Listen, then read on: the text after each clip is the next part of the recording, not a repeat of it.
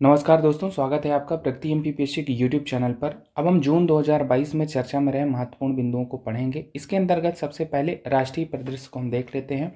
राष्ट्रीय परिदृश्य में सबसे पहली बात अग्निपथ योजना, अग्निपथ स्कीम को लेकर है। इसमें जो भी बातें महत्वपूर्ण हमारी परीक्षा की दृष्टि से उन्हें हम पढ़ने की कोशिश करेंगे। जैसे अग्निपथ योजना क्या है, तो यह सशस्त्र बलों, थल सेना, वायुसेना, नौसेना में सेवा करने हेतु भारतीय युवाओं के लिए एक भर्ती योजना है और ये भर्ती योजना अधिकारी रैंक से नीचे के कर्मियों के लिए की जाएगी। ये बात हमें ध्यान रखनी है। इस योजना की घोषणा की गई 14 जून 2022 को देश के रक्षा मंत्री द्वारा। कुछ और बातें हैं। इस योजना के तहत चयनित युवाओं को अग्निवीर कहा जाएगा और इस योजना में आयु सीमा क्या रखी गई है, भारतीय युवाओं के लिए 17.5 से 21 वर्ष, 10वीं 12वीं कक्षा उत्तीर्ण जो युवा रहेंगे, जिसमें महिलाएं भी सम्मिलित होंगी। एक और बात इसमें कही गई है कि सशस्त्र बलों में इनकी एक अलग रैंक बनाने की बात इस योजना के अंतर्गत कही गई है। एक सबसे महत्वपूर्ण बात इसमें यह है कि जो इसमें अग्निवीरों का चयन किया जाएगा वो 4 वर्ष की अवधि के लिए होगा, जिसमें 6 माह प्रशिक्षण होगा और 3.5 वर्ष की सेवा होगी। और 4 वर्ष की अवधि पूरे होने पर प्रत्येक बैच के अधिकतम 25% अग्निवीरों को ही सशस्त्र बलों में स्थायी नियुक्ति दी जाएगी। और इसी को लेकर थोड़ा बहुत देश में विरोध प्रदर्शन भी हुए। बाद में सरकार ने क्लेरिफाई किया कि 4 वर्ष की अवधि पूरी होने के बाद जो 75% अग्निवीर है वो क्या कर सकते हैं। तो हम उसी को यहाँ पर समझने की कोशिश करते हैं कि 4 वर्ष बाद अग्निवीर क्या करेंगे। तो एक बात तुमने ये कही कि प्रत्येक बैच के अधिकतम 25% की नियुक्ति स्थायी हो जाएगी।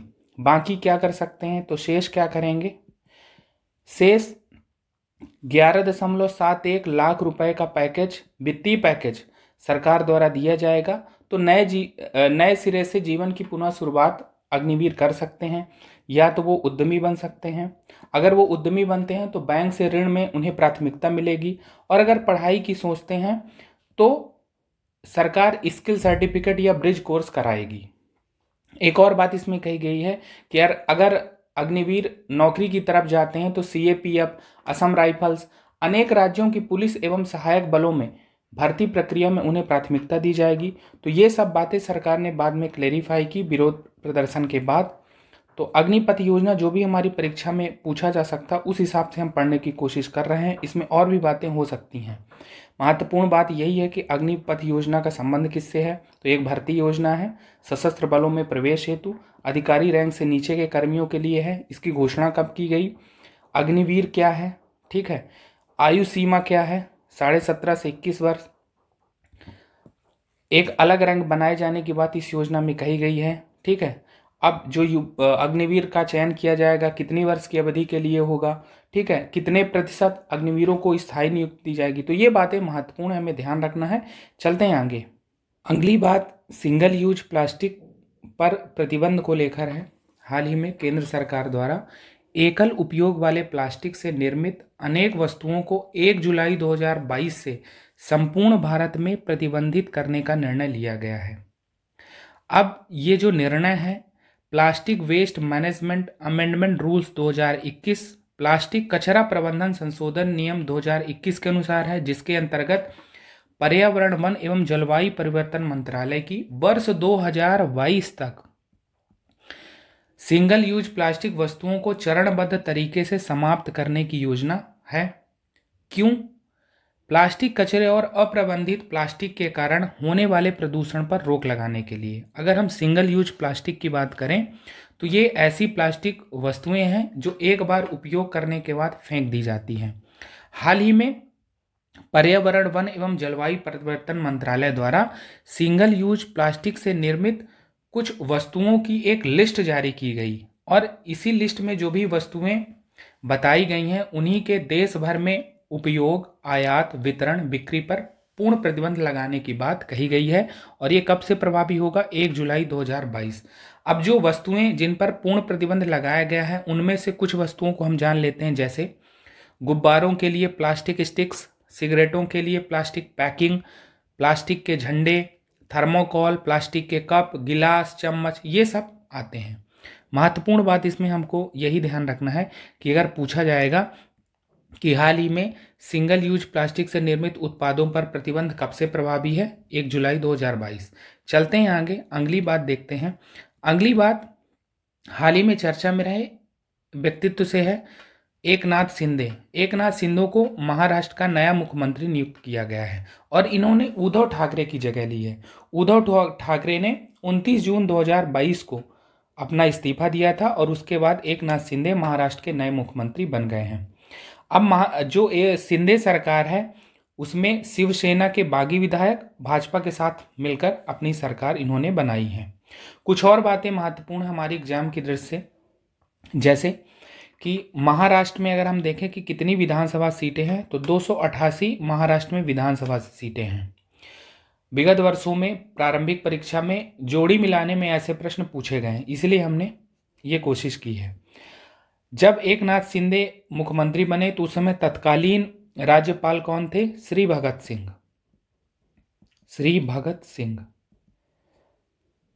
भगत सिंह कोश्यारी। और हाल ही में देवेंद्र फडणवीस को महाराष्ट्र का नया उप मुख्यमंत्री बनाया गया है। तो ये बातें महत्वपूर्ण है। एकनाथ शिंदे के बारे में ध्यान रखना है। देवेंद्र फडणवीस उप मुख्यमंत्री बने, ये भाजपा के हैं। तो ये बातें महत्वपूर्ण है, एग्जाम में पूछी जा सकती हैं। चलते हैं आगे, अगली बात देखते हैं। अगली बात राष्ट्रीय जनजाति अनुसंधान संस्थान national tribal research institute NTRI के बारे में है, जिसका हाल ही में उद्घाटन नई दिल्ली में किया गया, यानी इसकी स्थापना नई दिल्ली में की गई। कब? 7 जून को, 7 जून 2022 को। क्या उद्देश्य है राष्ट्रीय जनजाति अनुसंधान संस्थान का? देश की जनजाति संस्कृति के विकास और कल्याण की दिशा में कार्य करने वाले एक शोध संस्थान के रूप में इसे स्थापित किया गया है। तुम्हें ध्यान रखना है कि राष्ट्रीय जनजाति अनुसंधान संस्थान की स्थापना कहाँ की गई है? नई दिल्ली में। उद्देश्य को भी ध्यान रखना है, ये एग्जाम में पूछा जा सकता है। चलते हैं आगे, अगली बात देखते हैं।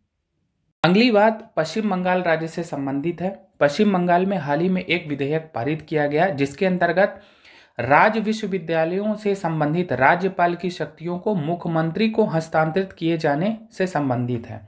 और उसी से संबंधित जो विधेयक लाया गया उसका नाम है West Bengal university laws amendment bill 2022। पूछा जा सकता है। तो जैसा कि हमने बात की कि पश्चिम बंगाल के राज्य विश्वविद्यालयों संबंधी जो राज्यपाल की शक्तियां हैं मुख्यमंत्री को हस्तांतरित किए जाने संबंधित विधेयक है और इसे 13 जून 2022 को पारित कर दिया गया।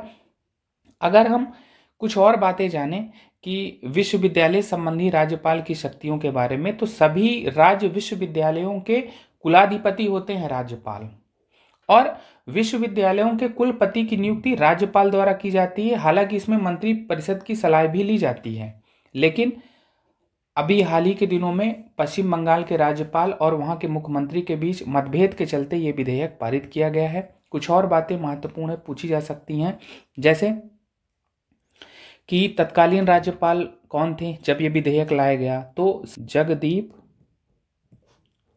धनखड़, ये उस समय राज्यपाल थे जब ये विधेयक लाया गया। 13 जून 2022 की बात है, ये पारित हुआ। और सीएम कौन है? ममता बनर्जी।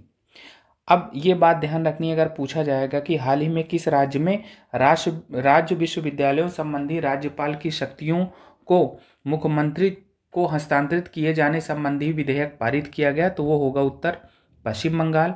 इस रूप में भी प्रश्न पूछा जा सकता है। West Bengal university law amendment bill का संबंध किससे है? तो ये बातें ध्यान रखनी है। चलते हैं आगे, अगली बात देखते हैं। अगली बात राष्ट्रीय पुरस्कार पोर्टल से संबंधित है। हाल ही में राष्ट्रीय पुरस्कार पोर्टल को जारी किया गया है।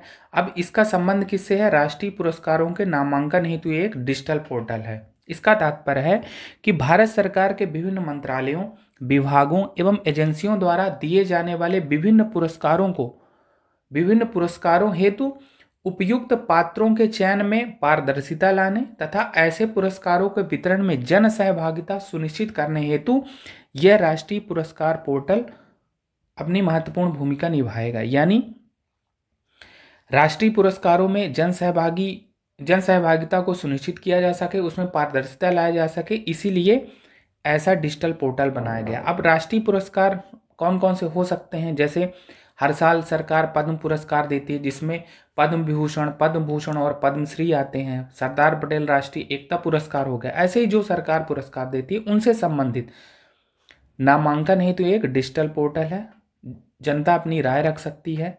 तो ये बातें हैं महत्वपूर्ण राष्ट्रीय पुरस्कार पोर्टल के बारे में हमें ध्यान रखनी है।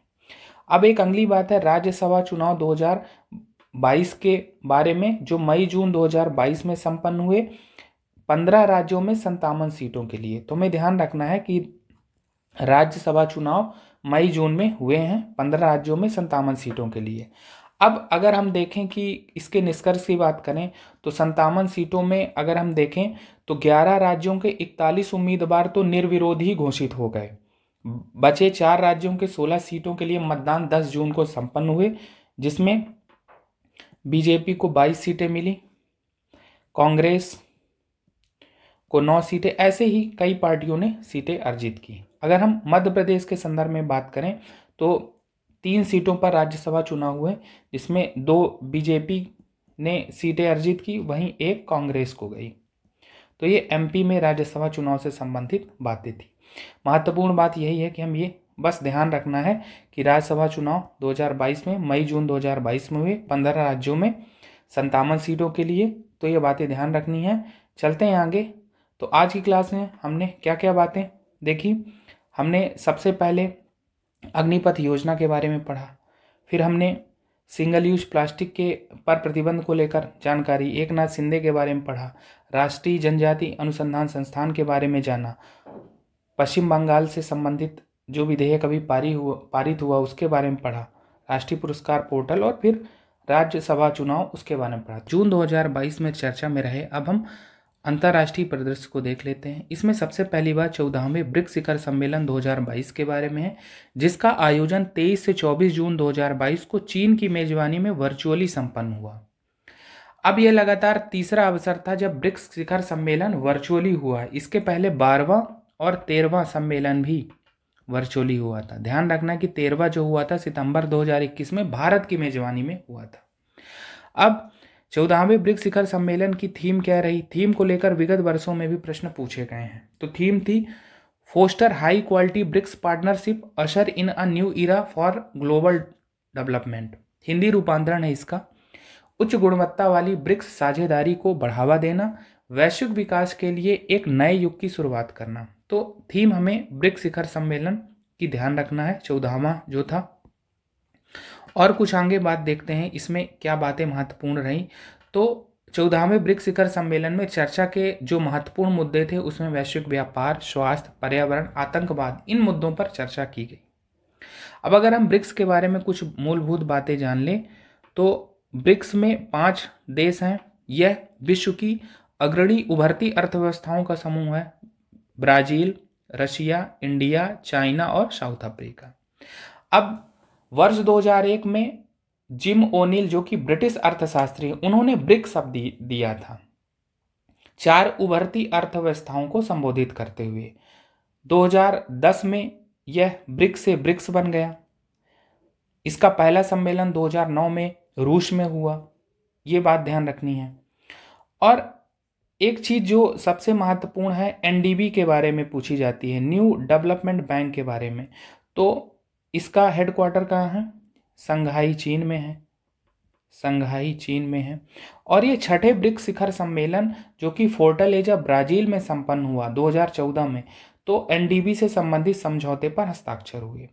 अब अगर हम ब्रिक्स के बारे में कुछ और बातें जानें तो यह वैश्विक आबादी का 41% अपने में समावेश रखता है। वहीं वैश्विक जीडीपी का 24% है और वैश्विक व्यापार की बात करें तो 16% अपने में समावेशित करता है। इसमें कितने देश हैं? 5 देश हैं। ये बात ध्यान रखना है। अब एक और बात जो महत्वपूर्ण है हमें ध्यान रखनी है कि जो आगामी 15वां ब्रिक्स शिखर सम्मेलन होगा वो कहाँ होगा? दक्षिण अफ्रीका की मेजबानी में होगा। तो ये बातें ध्यान रखनी है। महत्वपूर्ण बात है 14वें ब्रिक्स शिखर सम्मेलन के बारे में, कहाँ हुआ? चीन में हुआ। थीम क्या थी? 15वां कहाँ होगा? चलते हैं आगे और अगली बात देखते हैं। अगली बात 48वें G7 शिखर सम्मेलन के बारे में है, जिसका आयोजन जर्मनी में हुआ। और जर्मनी में कहाँ? स्लॉस एल्मो में हुआ। कब से कब तक हुआ ये? 27-28 जून 2022 को हुआ। अब G7 में 7 ही सदस्य देश हैं, लेकिन सम्मेलन में 7 सदस्य देशों के अतिरिक्त भारत, अर्जेंटीना, इंडोनेशिया, दक्षिण अफ्रीका, सेनेगल, यूक्रेन आदि देशों को विशेष आमंत्रित देशों के रूप में सम्मिलित किया गया। ठीक, अब G7 का जो 48वां शिखर सम्मेलन है उसमें सबसे महत्वपूर्ण बात जो निकल के आई है वो PGII को लेकर है। अब क्या है PGII? Partnership for global infrastructure and investment. यह विकासशील व मध्यम आय वाले देशों में ढांचागत परियोजनाओं के विकास हेतु समर्पित है। अब ये क्यों महत्वपूर्ण है? क्योंकि PGII चीन की बेल्ट एंड रोड इनिशिएटिव परियोजना के विकल्प के रूप में इसे देखा जा रहा है। G7 सदस्यों द्वारा आगामी वर्षों में ढांचागत परियोजनाओं पर 600 अरब डॉलर खर्च किए जाने की बात कही गई है और इसीलिए इसका महत्व और भी बढ़ जाता है। अब अगर हम G7 की कुछ मूलभूत बातें जानें तो G7 क्या है? ये विश्व के औद्योगिक रूप से संपन्न देशों का समूह है, विकसित देशों का समूह है। इसका गठन कब हुआ था? 1975 में, लेकिन इसका कोई भी औपचारिक हेडक्वार्टर नहीं है, ये ध्यान रखना है। अब इसमें G7 में कौन कौन से सदस्य देश हैं? तो यूके है, कनाडा है, फ्रांस है, जर्मनी है, इटली है, जापान है, अमेरिका है। तो ये बातें हमें G7 के बारे में ध्यान रखनी है। अभी ये चर्चा में क्यों रहा? क्योंकि इसका 48वां शिखर सम्मेलन 2022 में जर्मनी में हुआ, जर्मनी के श्लॉसेल्बो में। 15वां आगामी 49वां सम्मेलन कहाँ होगा? जापान में प्रस्तावित है, जापान में होगा। तो ये भी हमें ध्यान रखना है, अगर पूछा जाएगा कि 49वां G7 शिखर सम्मेलन कहाँ होगा तो जापान में होगा। PGII को भी लेकर बातें ध्यान रखनी है कि इसे क्यों चीन की बेल्ट एंड रोड इनिशिएटिव परियोजना का विकल्प बताया जा रहा है, तो ये बातें ध्यान रखनी है। चलते हैं आगे और अगली बात देखते हैं। अगली बात प्रधानमंत्री नरेंद्र मोदी की जर्मनी व UAE की यात्राओं से संबंधित है। प्रधानमंत्री नरेंद्र मोदी जर्मनी क्यों गए थे? G7 समिट में भाग लेने। ठीक, तो ये ध्यान रखना है। और UAE की यात्रा का उद्देश्य था UAE के राष्ट्रपति शेख खलीफा बिन जायद अल नहयान के निधन पर संवेदना व्यक्त करना। हमने पिछले महीने के करंट अफेयर में पढ़ा था कि UAE के राष्ट्रपति का निधन 13 मई 2022 को हो गया, तो उन्हीं के निधन पर संवेदना व्यक्त करना था। एक और उद्देश्य था कि नए राष्ट्रपति को बधाई देना, और नए राष्ट्रपति बने हैं शेख मोहम्मद बिन जायद अल नहयान। तो ये बातें महत्वपूर्ण है प्रधानमंत्री नरेंद्र मोदी की जर्मनी व UAE की यात्राओं से संबंधित। कब हुई ये यात्रा? 26 से 28 जून 2022, तो ध्यान रखना है। चलते हैं आगे और अगली बात देखते हैं। अगली बात ग्लोबल लिवेबिलिटी इंडेक्स 2022 के बारे में है। ग्लोबल लिवेबिलिटी इंडेक्स विश्व में रहने योग्य अच्छे शहरों की रैंक प्रदान करता है, विश्व में रहने योग्य अच्छे शहरों की रैंक। और ये जारीकर्ता कौन है इसका? इकोनॉमिस्ट इंटेलिजेंस यूनिट, ब्रिटेन स्थित ये संस्था है, इकोनॉमिस्ट इंटेलिजेंस यूनिट। पूछा जा सकता है कि ग्लोबल लिवेबिलिटी इंडेक्स कौन जारी करता है? तो EIU। अब इस वर्ष 173 शहरों को रैंक प्रदान की गई। तो इंडेक्स के अनुसार रहने योग्य सबसे उपयुक्त शहर कौन है? 173 शहरों में से पहला है ऑस्ट्रिया का वियना, दूसरे स्थान पर डेनमार्क का कोपनहेगन, तीसरा स्थान ज्यूरिक स्विट्जरलैंड व कनाडा के कैलगरी दोनों का है संयुक्त रूप से। 10वें स्थान पर भी 2 देश हैं, जापान का ओसाका और ऑस्ट्रेलिया का मेलबर्न। अंतिम स्थान सीरिया की राजधानी दमिश्क को दिया गया है। तो ये बातें ध्यान रखनी है ग्लोबल लिवेबिलिटी इंडेक्स के बारे में। अगर भारत के संदर्भ में हम देखें तो भारत के 2 शहरों को स्थान दिया गया है 173 शहरों में, जिसमें दिल्ली है और मुंबई। तो दिल्ली को 112वां स्थान मिला है, वहीं मुंबई को 117वां स्थान मिला है। पिछले वर्ष से अगर हम तुलना करें तो भारत का प्रदर्शन सुधरा है। पिछले वर्ष 140 देशों में भारत के 2 शहरों को शामिल किया गया था, दिल्ली और मुंबई, लेकिन रैंक उनकी 118 और 119 थी। तो इस दृष्टि से इस बार अच्छी परफॉर्मेंस है भारत की। पूछा जा सकता है हमारी एग्जाम में कि ग्लोबल लिवेबिलिटी इंडेक्स 2022 में भारत के किन शहरों को शामिल किया गया है? तो दिल्ली और मुंबई होंगे। पहले स्थान पर कौन रहा है? तो वियना ऑस्ट्रिया। कौन जारी करता है इंडेक्स? ये बातें महत्वपूर्ण है, ध्यान रखनी है। चलते हैं आगे, अगली जानकारी देखते हैं। एक और बात इसमें महत्वपूर्ण है ग्लोबल लिवेबिलिटी इंडेक्स के बारे में, कि जो इकोनॉमिस्ट इंटेलिजेंस यूनिट है वो किन मानकों के आधार पर ग्लोबल लिवेबिलिटी इंडेक्स जारी करती है। तो हमें ध्यान रखना है 5 मानकों के आधार पर करती है। पहला है स्टेबिलिटी, दूसरा है कल्चर एंड इन्वायरमेंट, तीसरा है हेल्थ केयर, चौथा है एजुकेशन, पांचवा है इंफ्रास्ट्रक्चर। तो ये बातें बस ध्यान रखना है कि ये ऐसे मानक हैं जिनके आधार पर EIU ग्लोबल लिवेबिलिटी इंडेक्स का आकलन करता है। चलते हैं आगे, अगली बात देखते हैं। अगली बात विश्व शांति सूचकांक 2022 ग्लोबल पीस इंडेक्स 2022 के बारे में है। इसको किसने जारी किया है? Institute for economics and peace, ये सिडनी स्थित संस्था है और जून 2022 में यह इंडेक्स जारी किया गया है। अब इंडेक्स में पहला स्थान आइसलैंड का है, यानी आइसलैंड सर्वाधिक शांति वाला देश है। विश्व में सर्वाधिक शांति वाला देश कौन सा है? आइसलैंड। दूसरे स्थान पर न्यूजीलैंड और तीसरे पर आयरलैंड रहा। वहीं सबसे अंतिम स्थान पर रहा है अफगानिस्तान, इसका स्थान 163वां रहा है, यानी सर्वाधिक अशांति वाला देश कौन है? अफगानिस्तान। अगर हम भारत की स्थिति देखें तो भारत को 163 देशों में 135वां स्थान मिला है, जो भारत में शांति की अति निम्न स्थिति को दर्शाता है। तो यहाँ भी बात सीरियस है भारत के संदर्भ में कि शांति की अति निम्न स्थिति को दर्शाता है, यानी भारत की परफॉर्मेंस यहाँ अच्छी नहीं है। ठीक है, तो ये बातें ध्यान रखनी है। ग्लोबल पीस इंडेक्स के बारे में कौन जारी करता है, पहले स्थान पर कौन है, अंतिम स्थान पर कौन है, भारत की क्या स्थिति है। चलते हैं आगे, अगली बात देखते हैं। अगली बात पर्यावरण निष्पादन सूचकांक इन्वायरमेंटल परफॉर्मेंस इंडेक्स EPI 2022 के बारे में है। यह द्विवार्षिक रूप से जारी की जाती है। पहली बार 2002 में इसे जारी किया गया था। जारीकर्ता कौन है? जारीकर्ता है विश्व आर्थिक मंच के सहयोग से येल व कोलंबिया विश्वविद्यालय द्वारा यह सूचकांक जारी किया जाता है।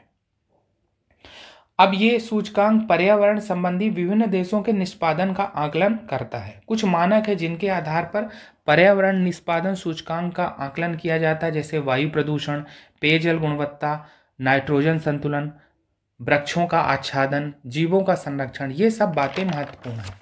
अब अगर हम इसमें निष्कर्ष की ओर जाएं तो पहले स्थान पर रहा है डेनमार्क, यानी पर्यावरण निष्पादन सूचकांक में सबसे अच्छा प्रदर्शन करने वाला देश कौन सा है? डेनमार्क। इसको पहला स्थान दिया गया। दूसरे स्थान पर यूनाइटेड किंगडम और तीसरा स्थान फिनलैंड का रहा। लेकिन भारत के संदर्भ में सबसे बुरी बात यह है कि इस सूचकांक में अंतिम स्थान भारत को दिया गया, यानी 180 देशों में भारत का स्थान 180वां है। अगर हम पड़ोसी देशों से तुलना करें तो पाकिस्तान 176वें स्थान पर है, वहीं बांग्लादेश 177वें स्थान पर है और चीन 160वें स्थान पर है। तो पड़ोसी देशों की स्थिति अच्छी है।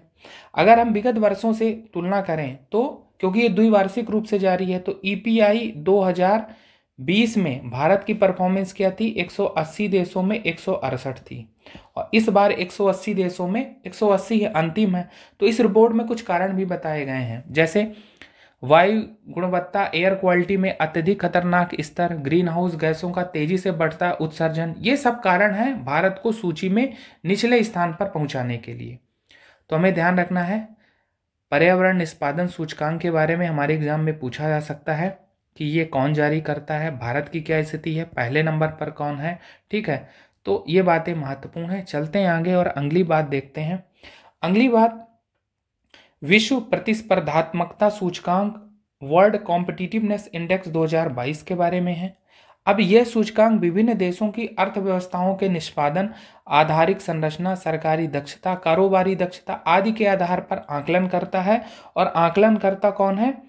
IMD, institute of management development. ठीक, ये स्विट्जरलैंड स्थित संस्था है, ध्यान रखना। अब अगर हम इसके निष्कर्ष की बात करें कि वर्ल्ड कॉम्पिटिटिवनेस इंडेक्स 2022 में पहला स्थान किसका रहा है? तो डेनमार्क का रहा। दूसरे स्थान पर स्विट्जरलैंड और तीसरे स्थान पर सिंगापुर रहा है। अंतिम स्थान दिया गया है वेनेजुएला को। अब भारत की स्थिति देख लेते हैं। तो भारत की स्थिति रही है 63 देशों में 37वां स्थान भारत का रहा। अगर हम 2021 से तुलना करें तो 2021 में 63 देशों में भारत 43वें स्थान पर था, यानी इस बार भारत ने 6 पायदान का सुधार किया है। तो ये अच्छी बात है भारत के लिए। और इस रिपोर्ट में बताया गया है कि भारत के प्रदर्शन में सुधार के क्या कारण है। तो कर संरचना में सुधार, ड्रोन, अंतरिक्ष, जलवायु परिवर्तन से निपटने आदि मुद्दों पर भारत एक प्रेरक शक्ति के रूप में वैश्विक रूप से उभरा है। राजनीतिक स्थिरता, ये सब कारण बताए गए हैं भारत की अच्छी परफॉर्मेंस के। तो हमें ध्यान रखना है कि अगर पूछा जाएगा कि वर्ल्ड कॉम्पिटिटिवनेस इंडेक्स 2022 में भारत की क्या स्थिति है, ठीक है, पहले स्थान पर कौन है, अंतिम कौन है, कौन जारी करता है, इंस्टीट्यूट ऑफ मैनेजमेंट डेवलपमेंट, ये बातें महत्वपूर्ण है। चलते हैं आगे और अगली बात देखते हैं।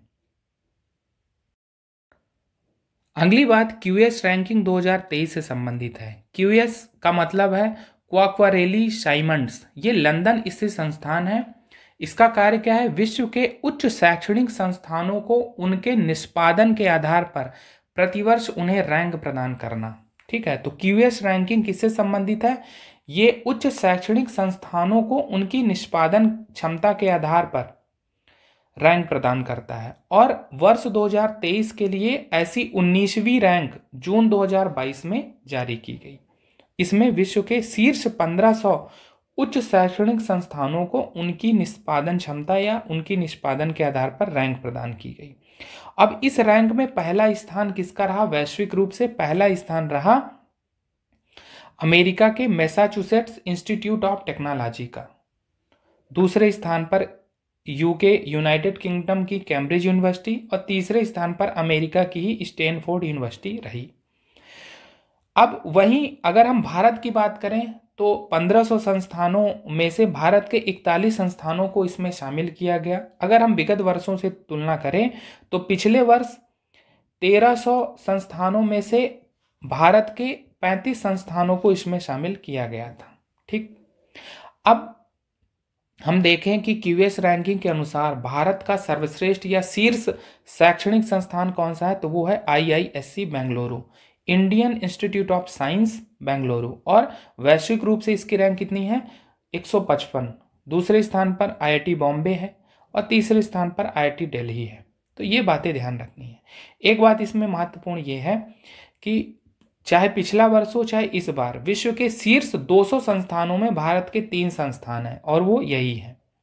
पिछली बार अगर हम इनकी रैंक देखें कि IISc बेंगलुरु को पिछली बार क्या रैंक मिली थी, तो पिछली बार इनको 186वीं रैंक मिली थी। IIT बॉम्बे को क्या रैंक मिली थी, 177।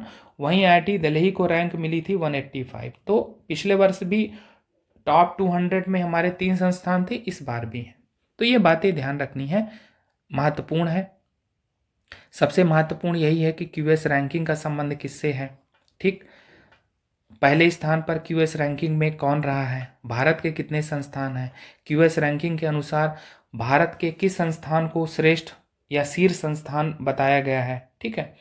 अब एक बात इसमें और ध्यान से समझ लेते हैं कि क्यूएस रैंकिंग कुछ मानकों के आधार पर की जाती होगी।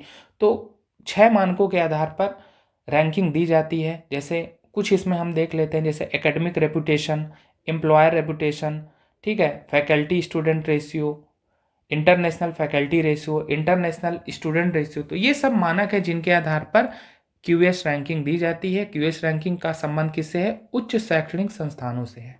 चलते हैं आगे और अगली बात देखते हैं। अगली बात संयुक्त राष्ट्र महासभा के 77वें सत्र के से संबंधित है। हाल ही में कसावा कोरोसी, जो कि हंगरी के राजनयिक हैं, उन्हें संयुक्त राष्ट्र महासभा के 77वें सत्र का अध्यक्ष निर्वाचित किया गया है और इसीलिए कसावा कोरोसी चर्चा में रहे हैं, ठीक। अब एक बात ये महत्वपूर्ण है कि 76वें सत्र के अध्यक्ष कौन थे, अब्दुल्ला शाहिद, जो कि मालदीव के थे और ये एशिया प्रशांत क्षेत्र से प्रतिनिधित्व कर रहे थे। जो हंगरी के कसावा कोरोसी हैं, ये पूर्वी यूरोपीय देशों के क्षेत्र से प्रतिनिधित्व कर रहे हैं। तो ये बातें ध्यान रखनी है। अब अगर हम भारत के संदर्भ में कुछ बातें जानें, क्या भारत का कोई राजनयिक संयुक्त राष्ट्र महासभा का अध्यक्ष रहा है, तो ध्यान रखना है कि 1953 में संयुक्त राष्ट्र महासभा का अध्यक्ष भारत को बनाया गया था और भारत की विजया लक्ष्मी पंडित 8वें सत्र के लिए संयुक्त राष्ट्र महासभा की अध्यक्षा बनी थी और ये पहली महिला अध्यक्षा भी हैं संयुक्त राष्ट्र महासभा की। तो ये बात ध्यान रखना। अगर हम संयुक्त राष्ट्र महासभा के बारे में कुछ बातें जाने तो संयुक्त राष्ट्र महासभा विश्व की लघु संसद के रूप में लोकप्रिय है और यहाँ पर कितने सदस्य हैं? 193। विगत वर्षों में ऐसे प्रश्न पूछे गए हैं सदस्यों को लेकर। चलते हैं आगे और अगली बात देखते हैं। अगली बात संयुक्त राष्ट्र सुरक्षा परिषद यूनाइटेड नेशंस सिक्योरिटी काउंसिल के 5 नए अस्थायी सदस्यों से संबंधित है, जिनका कार्यकाल 1 जनवरी 2023 से प्रारंभ होगा। ये नए सदस्य हैं जापान, इक्वाडोर, मोजाम्बिक, माल्टा व स्विट्जरलैंड। माल्टा व स्विट्जरलैंड पश्चिमी यूरोप व अन्य क्षेत्र से प्रतिनिधित्व कर रहे हैं। वहीं इक्वाडोर की बात करें तो लैटिन अमेरिकी व कैरिबियाई क्षेत्र से प्रतिनिधित्व कर रहा है। मोजाम्बिक अफ्रीकी क्षेत्र से, जापान एशिया प्रशांत क्षेत्र से। तो ये बातें ध्यान रखनी है। एक और बात है जो महत्वपूर्ण है कि ये जो नए अस्थायी सदस्य हैं ये किनका स्थान ले रहे हैं? भारत, आयरलैंड, कीनिया, मैक्सिको व नॉर्वे का, जिनका कार्यकाल 1 जनवरी 2021 से 31 दिसंबर 2022 तक का था। और ये नए अस्थायी सदस्यों का कार्यकाल 2 वर्ष तक का होगा। ठीक है। और भी इसमें कुछ बातें हैं जो हमें ध्यान रखनी चाहिए, जैसे यूएन सिक्योरिटी काउंसिल। अब ये क्या है? संयुक्त राष्ट्र संघ का मुख्य अंग है। संयुक्त राष्ट्र संघ की कार्यपालिका के रूप में लोकप्रिय है। संयुक्त राष्ट्र घोषणा पत्र के अनुसार अंतर्राष्ट्रीय शांति व सुरक्षा की स्थापना का इसकी महत्वपूर्ण भूमिका है। इसे दुनिया का पुलिस मैन भी कहा जाता है। अब संयुक्त राष्ट्र सुरक्षा परिषद में 15 सदस्य हैं। 15 सदस्यों में से 5 स्थायी हैं और 10 अस्थायी हैं। 5 स्थायी कौन कौन से हैं? अमेरिका, ब्रिटेन, चीन, फ्रांस और रूस। 10 अस्थायी हैं, जिसमें से 5 का चयन अभी किया गया है, जापान, इक्वाडोर, मोजाम्बिक, माल्टा व स्विट्जरलैंड। और 5 जो हैं अल्बानिया, ब्राजील, गैबोन, घाना, यूएई। तो हमें ये बातें ध्यान रखनी है। कुछ एक्स्ट्रा इन्फॉर्मेशन आपको बताई गई। महत्वपूर्ण बात इसमें यही है कि जापान, इक्वाडोर, मोजाम्बिक, माल्टा व स्विट्जरलैंड संयुक्त राष्ट्र सुरक्षा परिषद के नए अस्थायी सदस्य हैं, जिनका कार्यकाल 1 जनवरी 2023 से प्रारंभ हो रहा है। चलते हैं आगे और अगली बात देखते हैं।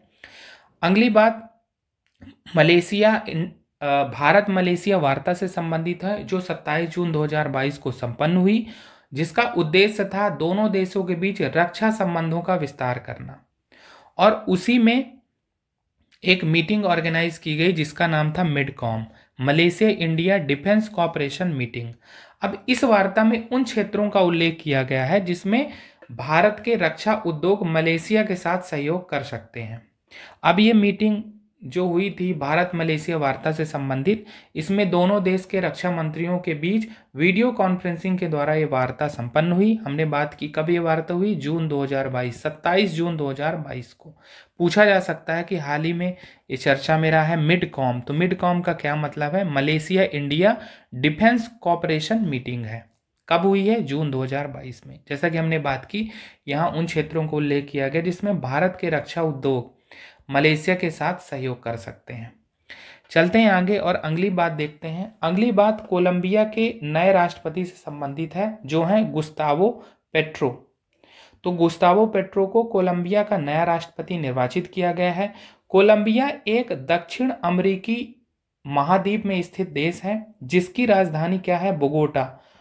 बोगोटा। कोलंबिया की राजधानी क्या है? बोगोटा। जून 2022 में यहाँ राष्ट्रपति चुनाव संपन्न हुए, जिसमें गुस्तावो पेट्रो, जो कि पहले वामपंथी नेता हैं जो कोलंबिया के राष्ट्रपति बने हैं, तो उन्होंने ये चुनाव जीता। तो पूछा जा सकता है कोलंबिया के बारे में। कोलंबिया की राजधानी क्या है? बोगोटा। दक्षिण अमेरिकी महाद्वीपीय देश है ये। गुस्तावो पेट्रो नए राष्ट्रपति निर्वाचित हुए हैं। चलते हैं आगे और अगली बात देखते हैं। अगली बात इजराइल के कार्यवाहक प्रधानमंत्री के बारे में है, जो कि कौन है? येर लापिद। अब ऐसा क्या हुआ कि इजराइल में कार्यवाहक प्रधानमंत्री बनाना पड़ गया? तो इजराइल में जो येर लापिद से पहले प्रधानमंत्री थे वो कौन थे? Naftali Bennett. तो इजराइल में प्रधानमंत्री नफ्ताली बेनेट के नेतृत्व वाली गठबंधन सरकार गिर गई। तो पीएम बेनेट को जून 2022 में अपना त्यागपत्र देना पड़ा और जिसके बाद संसद भंग कर नए चुनाव नवंबर में कराए जाने की घोषणा की गई। तब तक कार्यवाहक प्रधानमंत्री की आवश्यकता थी और बेनेट सरकार में ही विदेश मंत्री रहे हैं येर लापिद और उन्हीं को बना दिया गया कार्यवाहक प्रधानमंत्री। तो हमें ध्यान रखना, पूछा जा सकता है कि येर लापिद अभी चर्चा में रहे, ये कौन है, किस देश से संबंधित हैं। तो हमें ध्यान रखना है कि येर लापिद इजराइल के कार्यवाहक प्रधानमंत्री हैं। कब तक? नवंबर 2022 तक, जब तक चुनाव नहीं हो जाते। चलते हैं आगे और अगली बात देखते हैं। अगली बात यूरोपीय संघ से संबंधित है। हाल ही में यूक्रेन व मोल्डोवा देश द्वारा यूरोपीय संघ की सदस्यता हेतु औपचारिक आवेदन दिया गया था। अभी ये चर्चा में क्यों है? क्योंकि यूरोपीय संघ की सदस्यता हेतु सदस्य देशों ने प्रारंभिक सहमति यूक्रेन और मोल्डोवा को दे दी है। ठीक, इससे पहले और कुछ बातें हैं। जॉर्जिया ने भी यूरोपीय संघ की सदस्यता हेतु आवेदन किया था, लेकिन अभी जॉर्जिया के मामले में कोई निर्णय नहीं लिया गया है। टर्की जो है 1999 से यूरोपीय संघ की सदस्यता हेतु प्रयासरत है। अभी जो यूक्रेन और मोल्डोवा देश को सदस्यता हेतु प्रारंभिक सहमति मिली है, इसका तात्पर्य यह है कि ईयू में शामिल होने की ये पहली सीढ़ी है, अभी और भी प्रक्रियाएं बाकी हैं। तो ध्यान रखना कि अगर पूछा जाएगा तो यूक्रेन और मोल्डोवा को यूरोपीय संघ की सदस्यता हेतु प्रारंभिक सहमति दे दी गई है सदस्य देशों के द्वारा जून 2022 में। यूरोपीय संघ के बारे में हमने पिछली कक्षाओं में बहुत डिटेल से चर्चा की, इसलिए यहाँ पर हम ज़्यादा चर्चा नहीं कर रहे हैं। एक अगली बात है, महारानी एलिजाबेथ द्वितीय के राज्याभिषेक से संबंधित है। अब इनके राज्याभिषेक को 70 वर्ष पूरे हो गए हैं। कब से? जून 2022 से। और 70 वर्ष पूर्ण होने के ही अवसर पर ब्रिटेन में और उनके कई राष्ट्रमंडल देशों में प्लेटिनम जुबली समारोह मनाया गया। तो अगर पूछा जाएगा कि हाल ही में किस शासक के या किस देश के शासक के राज्याभिषेक के अवसर पर प्लेटिनम जुबली समारोह मनाया गया, तो महारानी एलिजाबेथ द्वितीय। तो एक चीज़ और यहाँ पर ध्यान रखना है कि जो महारानी एलिजाबेथ द्वितीय, इनका राज्याभिषेक कब हुआ था? 2 जून 1953 को इनका राज्याभिषेक हुआ था और इनके राज्याभिषेक को अब 70 वर्ष पूरे हो गए हैं। और एक बात ये महत्वपूर्ण है कि महारानी एलिजाबेथ द्वितीय ब्रिटेन की ऐसी पहली महारानी है जिनके शासन की प्लेटिनम जुबली मनाई गई है। तो पूछा जा सकता है, तो हमें ये बातें ध्यान रखनी है। तो इस प्रकार से आज की क्लास में हमने जून 2022 में चर्चा में रहे महत्वपूर्ण आर्थिक परिदृश्य को पढ़ा। जून 2022 में चर्चा में रहे महत्वपूर्ण मुद्दों के अंतर्गत आज हम विज्ञान एवं प्रौद्योगिकी के क्षेत्र में जो भी बातें रही हैं उनको पढ़ेंगे। इसके अंतर्गत सबसे पहली बात GSAT-24 के बारे में है। यह इसरो का नया संचार उपग्रह है GSAT-24। अब हाल ही में इसका प्रक्षेपण किया गया। कब? 23 जून 2022 को। 23 जून 2022 को इसका प्रक्षेपण किया गया। कहाँ से? यूरोपीय स्पेस एजेंसी है एरियान, और एरियान 5B 257 रॉकेट है। इसका प्रक्षेपण किया गया कोरू प्रक्षेपण केंद्र फ्रेंच गुयाना से। अब ये जो फ्रेंच गुयाना है ये फ्रांसीसी उपनिवेश है जो दक्षिण अमेरिकी महाद्वीप के उत्तर पूर्वी तट पर स्थित है। तो ये बात ध्यान रखनी है कि GSAT-24 का प्रक्षेपण एरियान 5BA 257 रॉकेट के द्वारा फ्रेंच गुयाना से किया गया। कुछ और बातें हैं। GSAT-24 का क्या उद्देश्य है? DTH direct to home services अनुप्रयोगों की जरूरतों को पूरा करना इसका प्रमुख उद्देश्य है। ठीक है, कुछ और बातें हैं जैसे यह 24 KU बैंड वाला संचार उपग्रह है। इसका वजन 4180 किलोग्राम है। ठीक है, एक बात इसमें महत्वपूर्ण है, न्यू स्पेस इंडिया लिमिटेड से संबंधित। न्यू स्पेस इंडिया लिमिटेड का यह पहला मार्ग संचालित संचार उपग्रह मिशन है। इसे समझते हैं। अब NSIL क्या है पहले ये जान लेते हैं। तो NSIL का फुल फॉर्म है न्यू स्पेस इंडिया लिमिटेड। यह अंतरिक्ष भारत सरकार के अंतरिक्ष विभाग के अंतर्गत एक CPSE है, सेंट्रल पब्लिक सेक्टर एंटरप्राइजेस, केंद्रीय सार्वजनिक क्षेत्र का उद्यम। यह इसरो की वाणिज्यिक शाखा भी है और इसकी स्थापना की गई है मार्च 2019 में। अब NSIL ने DTH सेवा प्रदाता कंपनी है टाटा प्ले को संपूर्ण उपग्रह की क्षमता को लीज पर देने के लिए GSAT-24 लॉन्च किया है और इसीलिए इसको कहा जा रहा है कि यह पहला मांग संचालित संचार उपग्रह है। ठीक है, अब एक चीज और इसमें कही जा रही है कि सरकार द्वारा अंतरिक्ष सुधार जून 2022 में किए गए। तो सरकार द्वारा अंतरिक्ष सुधार के एक हिस्से के रूप में मांग आधारित मॉडल पर परिचालन उपग्रह मिशन की बात कही गई थी और इस मॉडल के तहत उपग्रहों के निर्माण, प्रक्षेपण, स्वामित्व और संचालन के साथ साथ अपने समर्पित ग्राहक को सेवाएं प्रदान करना भी शामिल है। और उन्हीं संदर्भों में NSIL ने DTS सेवा प्रदाता कंपनी टाटा प्ले को संपूर्ण उपग्रह की क्षमता को लीज पर दिया है और इसीलिए कहा जा रहा है कि यह NSIL का पहला मांग संचालित संचार उपग्रह मिशन है। एक और बात GSAT-24 से संबंधित है कि GSAT-24 के साथ मलेशिया का एक संचार उपग्रह भी प्रक्षेपित किया गया जिसका नाम है MEASat-3D। ये MEASat-3D के लिए निर्मित, कंपनी के लिए निर्मित संचार उपग्रह है। तो ध्यान रखना है कि पूछा जा सकता है GSAT-24 के बारे में कि इसका ये क्या है। तो GSAT-24 एक संचार उपग्रह है, NSIL का पहला मार्ग संचालित संचार उपग्रह है। ठीक है, टाटा प्ले कंपनी के DTH अनुप्रयोगों के लिए इसे प्रक्षेपित किया गया। इसका प्रक्षेपण कहाँ से हुआ, कब हुआ, ठीक है, किस देश के संचार उपग्रह को भी GSAT के साथ प्रक्षेपित किया गया। तो ये बातें महत्वपूर्ण है, हमें ध्यान रखनी है। चलते हैं आगे और अगली बात देखते हैं। अगली बात अग्नि-4 मिसाइल के बारे में हाल ही में चर्चा में क्यों रही है, क्योंकि अग्नि-4 का सफल परीक्षण 6 जून 2022 को किया गया। कहाँ से? APJ अब्दुल कलाम द्वीप, चांदीपुर, उड़ीसा से। ठीक है, किसने किया? DRDO द्वारा, सेना की सहायता से किया गया। ठीक है, तो इसी कारण ये अग्नि-4 मिसाइल चर्चा में रही है। अब अगर हम अग्नि-4 के बारे में कुछ मूलभूत बातें जाने तो ये देश में विकसित है, यानी स्वदेशी रूप से विकसित है। इसका विकास किसके द्वारा किया गया है? DRDO द्वारा किया गया है। यह सतह से सतह मार करने वाली मध्यम रेंज की बैलिस्टिक मिसाइल है, IRBM है, इंटरमीडिएट रेंज बैलिस्टिक मिसाइल, और इसकी रेंज कितनी है? 4000 किलोमीटर। तो पूछा जा सकता है कि अग्नि-4 मिसाइल की रेंज कितनी है? 4000 किलोमीटर। किसने निर्माण किया है? सतह से सतह मार करने वाली है और परमाणु हथियार ले जाने में भी सक्षम है। पूछा जा सकता है अग्नि-4 मिसाइल के बारे में, तो हमें ये बातें ध्यान रखनी है। चलते हैं आगे और अगली बात देखते हैं। अगली बात पृथ्वी-2 मिसाइल के बारे में है।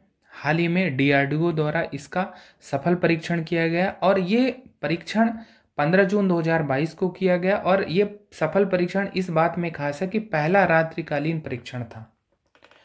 जैसा कि हमने बात की कि DRDO द्वारा किया गया, यह परीक्षण कहाँ किया गया? एकीकृत परीक्षण रेंज, चांदीपुर, उड़ीसा से। तो इसी कारण पृथ्वी-2 मिसाइल चर्चा में रही है। अब हम पृथ्वी-2 मिसाइल के बारे में कुछ मूलभूत बातें जाने तो यह स्वदेशी रूप से विकसित है, DRDO द्वारा इसका विकास किया गया है। यह सतह से सतह मार करने वाली SRBM है, यानी शॉर्ट रेंज बैलिस्टिक मिसाइल, और इसकी रेंज कितनी है? 250 से 300 किलोमीटर। ये पूछा जा सकता है। कुछ और बातें महत्वपूर्ण है पृथ्वी-2 मिसाइल के बारे में, जैसे कि यह एकल चरण वाली मिसाइल है, केवल तरल ईंधन इसमें प्रयोग किया जाता है। और जैसा कि हमने बात की कि इसका विकास DRDO द्वारा किया गया है IGMDP मिशन के तहत। IGMDP का मतलब है integrated guided missile development programme, एकीकृत निर्देशित मिसाइल विकास कार्यक्रम, जो कि 1983 में चलाया गया था। तो इसके तहत इसका निर्माण किया गया है पृथ्वी-2 मिसाइल का। कुछ और बात है, जैसे कि इसकी वारहेड कैपेसिटी कितनी है? 500 से 1000 किलोग्राम। महत्वपूर्ण बात है, कुछ बातें हमें ध्यान रखनी है, जैसे कि किसने इसका निर्माण किया, इसकी रेंज कितनी है, सरफेस टू सरफेस SRBM है ये। ठीक, पहला रात्रिकालीन इसका परीक्षण है। तो ये बातें ध्यान रखनी है। चलते हैं आगे। अगली बात VLSR-SAM के बारे में है। तो इसका क्या मतलब है? Vertical launch short range surface to air missile. अभी ये चर्चा में क्यों रही है? क्योंकि DRDO द्वारा नौसेना के सहयोग से इसका सफल परीक्षण किया गया VLSR-SAM का। कब? 21 जून 2022 को। कहाँ? एकीकृत परीक्षण रेंज, चांदीपुर, उड़ीसा से। तो इसी कारण ये VLSR-SAM चर्चा में रहा है। अब इसके बारे में हम कुछ मूलभूत बातें जान लेते हैं। तो इसका फुल फॉर्म हमने देखा कि vertical launch short range surface to air missile है ये, ठीक। अब क्या उद्देश्य है, तो इसका ये डीआरडीओ द्वारा डिजाइन और विकसित की गई है, किस लिए, सी स्किमिंग लक्ष्यों सहित देश की निकट सीमा पर विभिन्न हवाई खतरों को निष्क्रिय करना। अब सी स्किमिंग का क्या मतलब है, सी स्किमिंग एक ऐसी तकनीक कही जाती है जिसमें एंटीशिप मिसाइल, लड़ाकू विमान, एयरक्राफ्ट रडार और इंफ्रारेड डिटेक्शन से बचने के लिए उपयोग करते हैं, ठीक है। तो इन्हीं लक्ष्यों सहित विभिन्न हवाई खतरों को निष्क्रिय करना VLSRASAM का उद्देश्य है, यानी भारतीय नौसेना को मजबूती प्रदान करना। तो हमें ध्यान रखना है कि VLSRASAM क्या है, हाल ही में चर्चा में क्यों रही है। चलते हैं आगे, अगली बात देखते हैं। अगली बात PSLV C-53 के बारे में है, हाल ही में चर्चा में क्यों रहा है, क्योंकि PSLV C-50 के द्वारा सिंगापुर के 3 उपग्रहों को अंतरिक्ष में स्थापित किया गया। ये 3 उपग्रह कौन कौन से हैं, DSEO, नियो स्टार और स्कूब 1। ये अर्थ ऑब्जर्वेशनल सैटेलाइट हैं, ठीक है। अब अगर हम समझें कि PSLV C-53, तो ये PSLV का 55वां मिशन था। PSLV का क्या मतलब है, पोलर सैटेलाइट लॉन्च व्हीकल, ध्रुवीय उपग्रह प्रक्षेपण यान।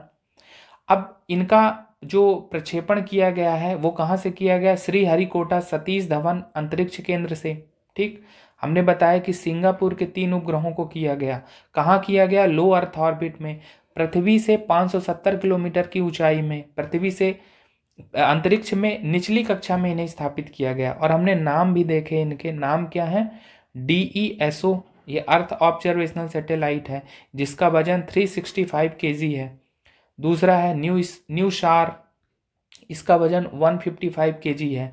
और तीसरा इसमें खास है स्कूब 1। स्कूब 1 इसका वजन 2.8 kg है। और नानयांग टेक्नोलॉजी यूनिवर्सिटी के विद्यार्थियों का ये छोटा सा उपग्रह है, ध्यान रखना है। एक और बात है PSLV C-53 के बारे में कि यह NSIL new space India limited का दूसरा वाणिज्यिक मिशन है। अभी हमने पहले वाणिज्यिक मिशन के बारे में पढ़ा था जो था GSAT-24, ये दूसरा है। तो पूछा जाएगा अगर कि PSLV C-50 के द्वारा किस देश के 3 उपग्रहों को अंतरिक्ष में भेजा गया, तो सिंगापुर होगा, ठीक है। पूछा जा सकता है स्कूब 1 के बारे में, तो ये बातें महत्वपूर्ण है। चलते हैं आगे, देखते हैं। अगली बात अभ्यास के बारे में है। हाल ही में अभ्यास क्यों चर्चा में रहा है, क्योंकि अभ्यास का सफल परीक्षण किया गया 29 जून 2022 को। अब अभ्यास है क्या, अभ्यास एक छोटा विमान है जिसे high speed expendable aerial target भी कहा जाता है, जो परीक्षण की जाने वाली मिसाइलों का लक्ष्य बनता है। इसीलिए इसको कहा जा रहा है high speed expendable aerial target. और जैसा कि हमने बताया कि हाल ही में चर्चा में क्यों रहा है, इसका विकास किसके द्वारा किया गया है, इसका विकास DRDO द्वारा किया गया है। अब ये परीक्षण कहाँ किया गया, पूछा जा सकता है कि अभ्यास या हीट का परीक्षण कहाँ किया गया, क्या है ये, ठीक है। तो ये एक छोटा सा विमान है जो परीक्षण किए जाने वाली मिसाइलों का लक्ष्य बनता है, ठीक है, यानी इसी को लक्ष्य करके टेस्टिंग की जाती है किसी भी मिसाइल की। चलते हैं आगे और अगली बात देखते हैं। अगली बात दक्षिण कोरिया देश से संबंधित है। हाल ही में दक्षिण कोरिया द्वारा स्वदेश निर्मित रॉकेट के जरिए पेलोड का सफल परीक्षण किया गया और पेलोड को वांछित कक्षा में प्रक्षेपित किया गया। कब की बात है, 21 जून 2022। अभी तक दक्षिण कोरिया सभी प्रक्षेपण विदेशी तकनीक से निर्मित रॉकेट के जरिए करता था और ये पहली बार है कि उसने स्वदेश निर्मित रॉकेट के जरिए पेलोड का सफल परीक्षण किया। तो हमें ध्यान रखना है कि पूछा जा सकता है हाल ही में किस देश द्वारा स्वदेश निर्मित रॉकेट के जरिए पेलोड का सफल परीक्षण हुआ, तो दक्षिण कोरिया होगा। अगली बात इन स्पेस के मुख्यालय के उद्घाटन से संबंधित है। इन स्पेस का मतलब है Indian national space promotion and authorisation centre, Hindi रूपांतरण है भारतीय राष्ट्रीय अंतरिक्ष संवर्धन एवं प्राधिकरण केंद्र। जैसा कि हमने बात की कि 11 जून 2022 को इसके मुख्यालय का उद्घाटन किया गया। इसका मुख्यालय कहाँ बनाया गया, बोपल अहमदाबाद में। तो पूछा जा सकता है कि इन स्पेस का मुख्यालय कहाँ है, ठीक। अब हम इन स्पेस के बारे में कुछ बातें जान लेते हैं। तो इन स्पेस की स्थापना जून 2020 में की गई थी। अंतरिक्ष विभाग के अंतर्गत एक स्वायत्त एजेंसी के रूप में, और इसका उद्देश्य क्या है?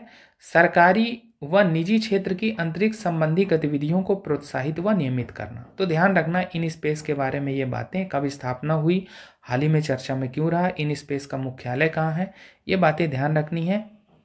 पूछा जा सकता है प्रारंभिक परीक्षा में भी, मुख्य परीक्षा में भी 2 या 3 अंकों में प्रश्न आ सकता है। चलते हैं आगे और अगली बातें देखते हैं। अगली बात एनोकोवैक्स से संबंधित है। हाल ही में चर्चा में क्यों रहा है एनोकोवैक्स?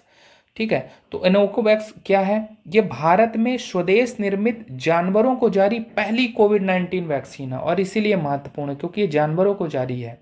किन किन जानवरों को ये कवर करेगी? कुत्ते, चूहे, खरगोश, शेर, तेंदुआ, इन सब के लिए प्रभावी होगी। पूछा जा सकता है एनोकोवैक्स के बारे में। तो ये कोविड-19 वैक्सीन है जो जानवरों को जारी की गई है और भारत में निर्मित है। ठीक है, इसका विकास किसने किया है? नेशनल रिसर्च सेंटर ऑफ इक्वाइन्स, जिसका जो हिसार हरियाणा में है। यह एक निष्क्रिय सार्स कोविड-2 डेल्टा कोविड वैक्सीन है, ये ध्यान रखना है। पूछा जाएगा एनोकोवैक्स के बारे में, तो ध्यान रखना है। चलते हैं आगे। अगली बात है कॉर्बेवैक्स के बारे में। अभी हाल में फिर से चर्चा में क्यों रहा कॉर्बेवैक्स? क्योंकि DCGI drug controller general of India द्वारा कॉर्बेवैक्स को कोरोना के खिलाफ बूस्टर डोज के रूप में मान्यता प्रदान कर दी गई है, और इसीलिए चर्चा में रहा। फरवरी 2022 करंट अफेयर में हमने कॉर्बेवैक्स के बारे में पढ़ा था कि कॉर्बेवैक्स स्वदेशी रूप से विकसित प्रोटीन सब यूनिट वैक्सीन है, और क्यों जारी की गई थी? इसका विकास किसने किया है?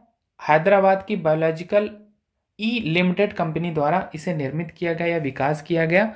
तो और इसके बारे में डिटेल आपको वहाँ हमने डिस्कस कर लिया था, इसलिए ज़्यादा यहाँ पर नहीं कर रहे हैं। अभी हाल ही में कॉर्बेवैक्स क्यों चर्चा में रहा है?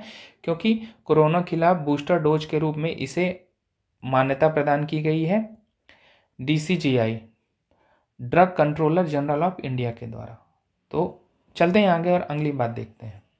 अब हम आर्थिक परिदृश्य में चर्चा में रहे महत्वपूर्ण बिंदुओं को देख लेते हैं। इसमें सबसे पहली बात, देश की पहली निजी ट्रेन जो भारत गौरव योजना के तहत तमिलनाडु से रवाना हुई उसके बारे में है। तो भारत गौरव योजना के तहत भारत की पहली निजी ट्रेन को कोयम्बटूर तमिलनाडु से हरी झंडी दिखाकर रवाना किया गया। कब की बात है? 14 जून 2022 को। अब ये ट्रेन कहाँ से कहाँ जाएगी? एक तो हमने कहा कोयम्बटूर से शिरडी के बीच जाएगी। कोयम्बटूर तमिलनाडु में और शिरडी महाराष्ट्र में। ठीक, और इसी कारण अब चर्चा में आ गई है भारत गौरव योजना। तो हम जान लेते हैं भारत गौरव योजना के बारे में कुछ मूलभूत बातें। तो यह भारतीय रेलवे की योजना है। इसकी घोषणा कब की गई थी? नवंबर 2021 में। क्या उद्देश्य था? इस योजना के तहत थीम आधारित टूरिस्ट सर्किट ट्रेनें चलाए जाने की बात कही गई थी, निजी भागीदारों व IRCTC दोनों के सहयोग से। अब ये थीम आधारित टूरिस्ट सर्किट ट्रेनें क्या हैं? जैसे एक ट्रेन है रामायण थीम वाली ट्रेन, तो इसमें भगवान राम से संबंधित जो भी स्थान, जैसे अयोध्या, काशी, प्रयाग, चित्रकूट, इन सब स्थानों के लिए जो ट्रेन संचालित होगी उसको रामायण थीम आधारित टूरिस्ट सर्किट ट्रेन कहेंगे। एक और ट्रेन है जैसे गुरु कृपा, तो गुरु नानक जी से संबंधित जो भी स्थान है उनसे संबंधित है। कुछ और बातें हैं भारत गौरव योजना के बारे में जो ट्रेन चलाई जाएंगी। तो ये ट्रेनें नियमित ट्रेनें नहीं होंगी जो एक समय सारणी के अनुसार चले। इनके बारे में एक सबसे महत्वपूर्ण बात है कि इन ट्रेनों के द्वारा यात्रियों को देश की सांस्कृतिक विरासत के बारे में जानकारी उपलब्ध कराएंगी। ठीक है, तो देश की सांस्कृतिक विरासत के बारे में जागरूकता फैलेगी इन ट्रेनों से। तो हमें ध्यान रखना है भारत गौरव योजना के बारे में क्यों चर्चा में रहे, क्योंकि देश की पहली निजी ट्रेन कोयम्बटूर से रवाना हुई है। ठीक, कब इस योजना की घोषणा की गई, किस क्षेत्र की योजना है, ये बातें ध्यान रखनी है। चलते हैं आगे, अगली बात देखते हैं। अगली बात है घरेलू उत्पादित कच्चे तेल की बिक्री से सरकार ने अपना नियंत्रण हटा लिया है और ये कब से प्रभावी होगा? 1 अक्टूबर 2022 से।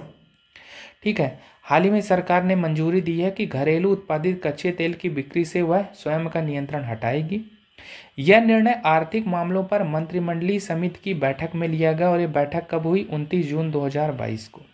और यह कहा गया कि 1 अक्टूबर 2022 से घरेलू उत्पादित कच्चे तेल का आवंटन सरकार द्वारा नहीं किया जाएगा। तो फिर कौन करेगा?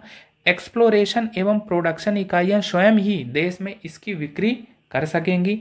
क्या लाभ होगा सरकार के इस कदम से, क्या लाभ है?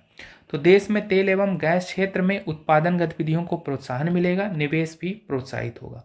तो अगर पूछा जाएगा हमारी एग्जाम में कि घरेलू उत्पादित कच्चे तेल की बिक्री से सरकार ने नियंत्रण हटाने का निर्णय लिया, ये निर्णय कब से प्रभावी है? तो 1 अक्टूबर 2022 से। ठीक, चलते हैं आगे और अगली बात देखते हैं।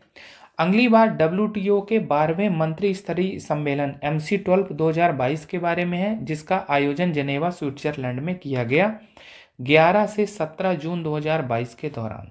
क्या उद्देश्य था? इसका उद्देश्य था वैश्विक व्यापार एवं निवेश की निगरानी करना।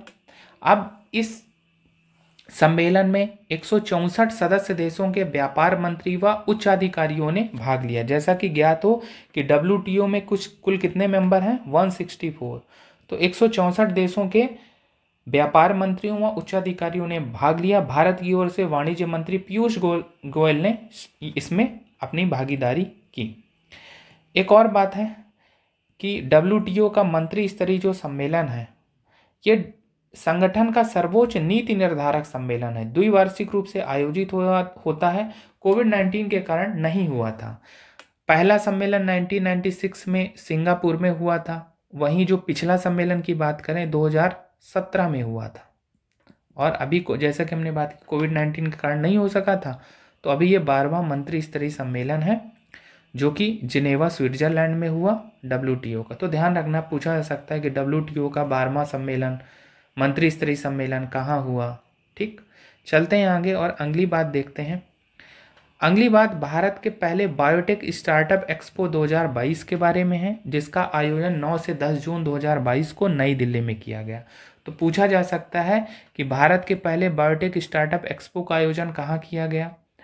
अब इसका आयोजनकर्ता कौन था? तो जैव प्रौद्योगिकी विभाग, बायोटेक्नोलॉजी डिपार्टमेंट व जैव प्रौद्योगिकी उद्योग अनुसंधान सहायता परिषद BIRAC, biotechnology industry research assistant council, इसके द्वारा आयोजन किया गया भारत के पहले बायोटेक स्टार्टअप एक्सपो का। क्या थीम रही है इसकी, पूछी जा सकती है मेंस परीक्षा में भी और प्रीलिम में भी।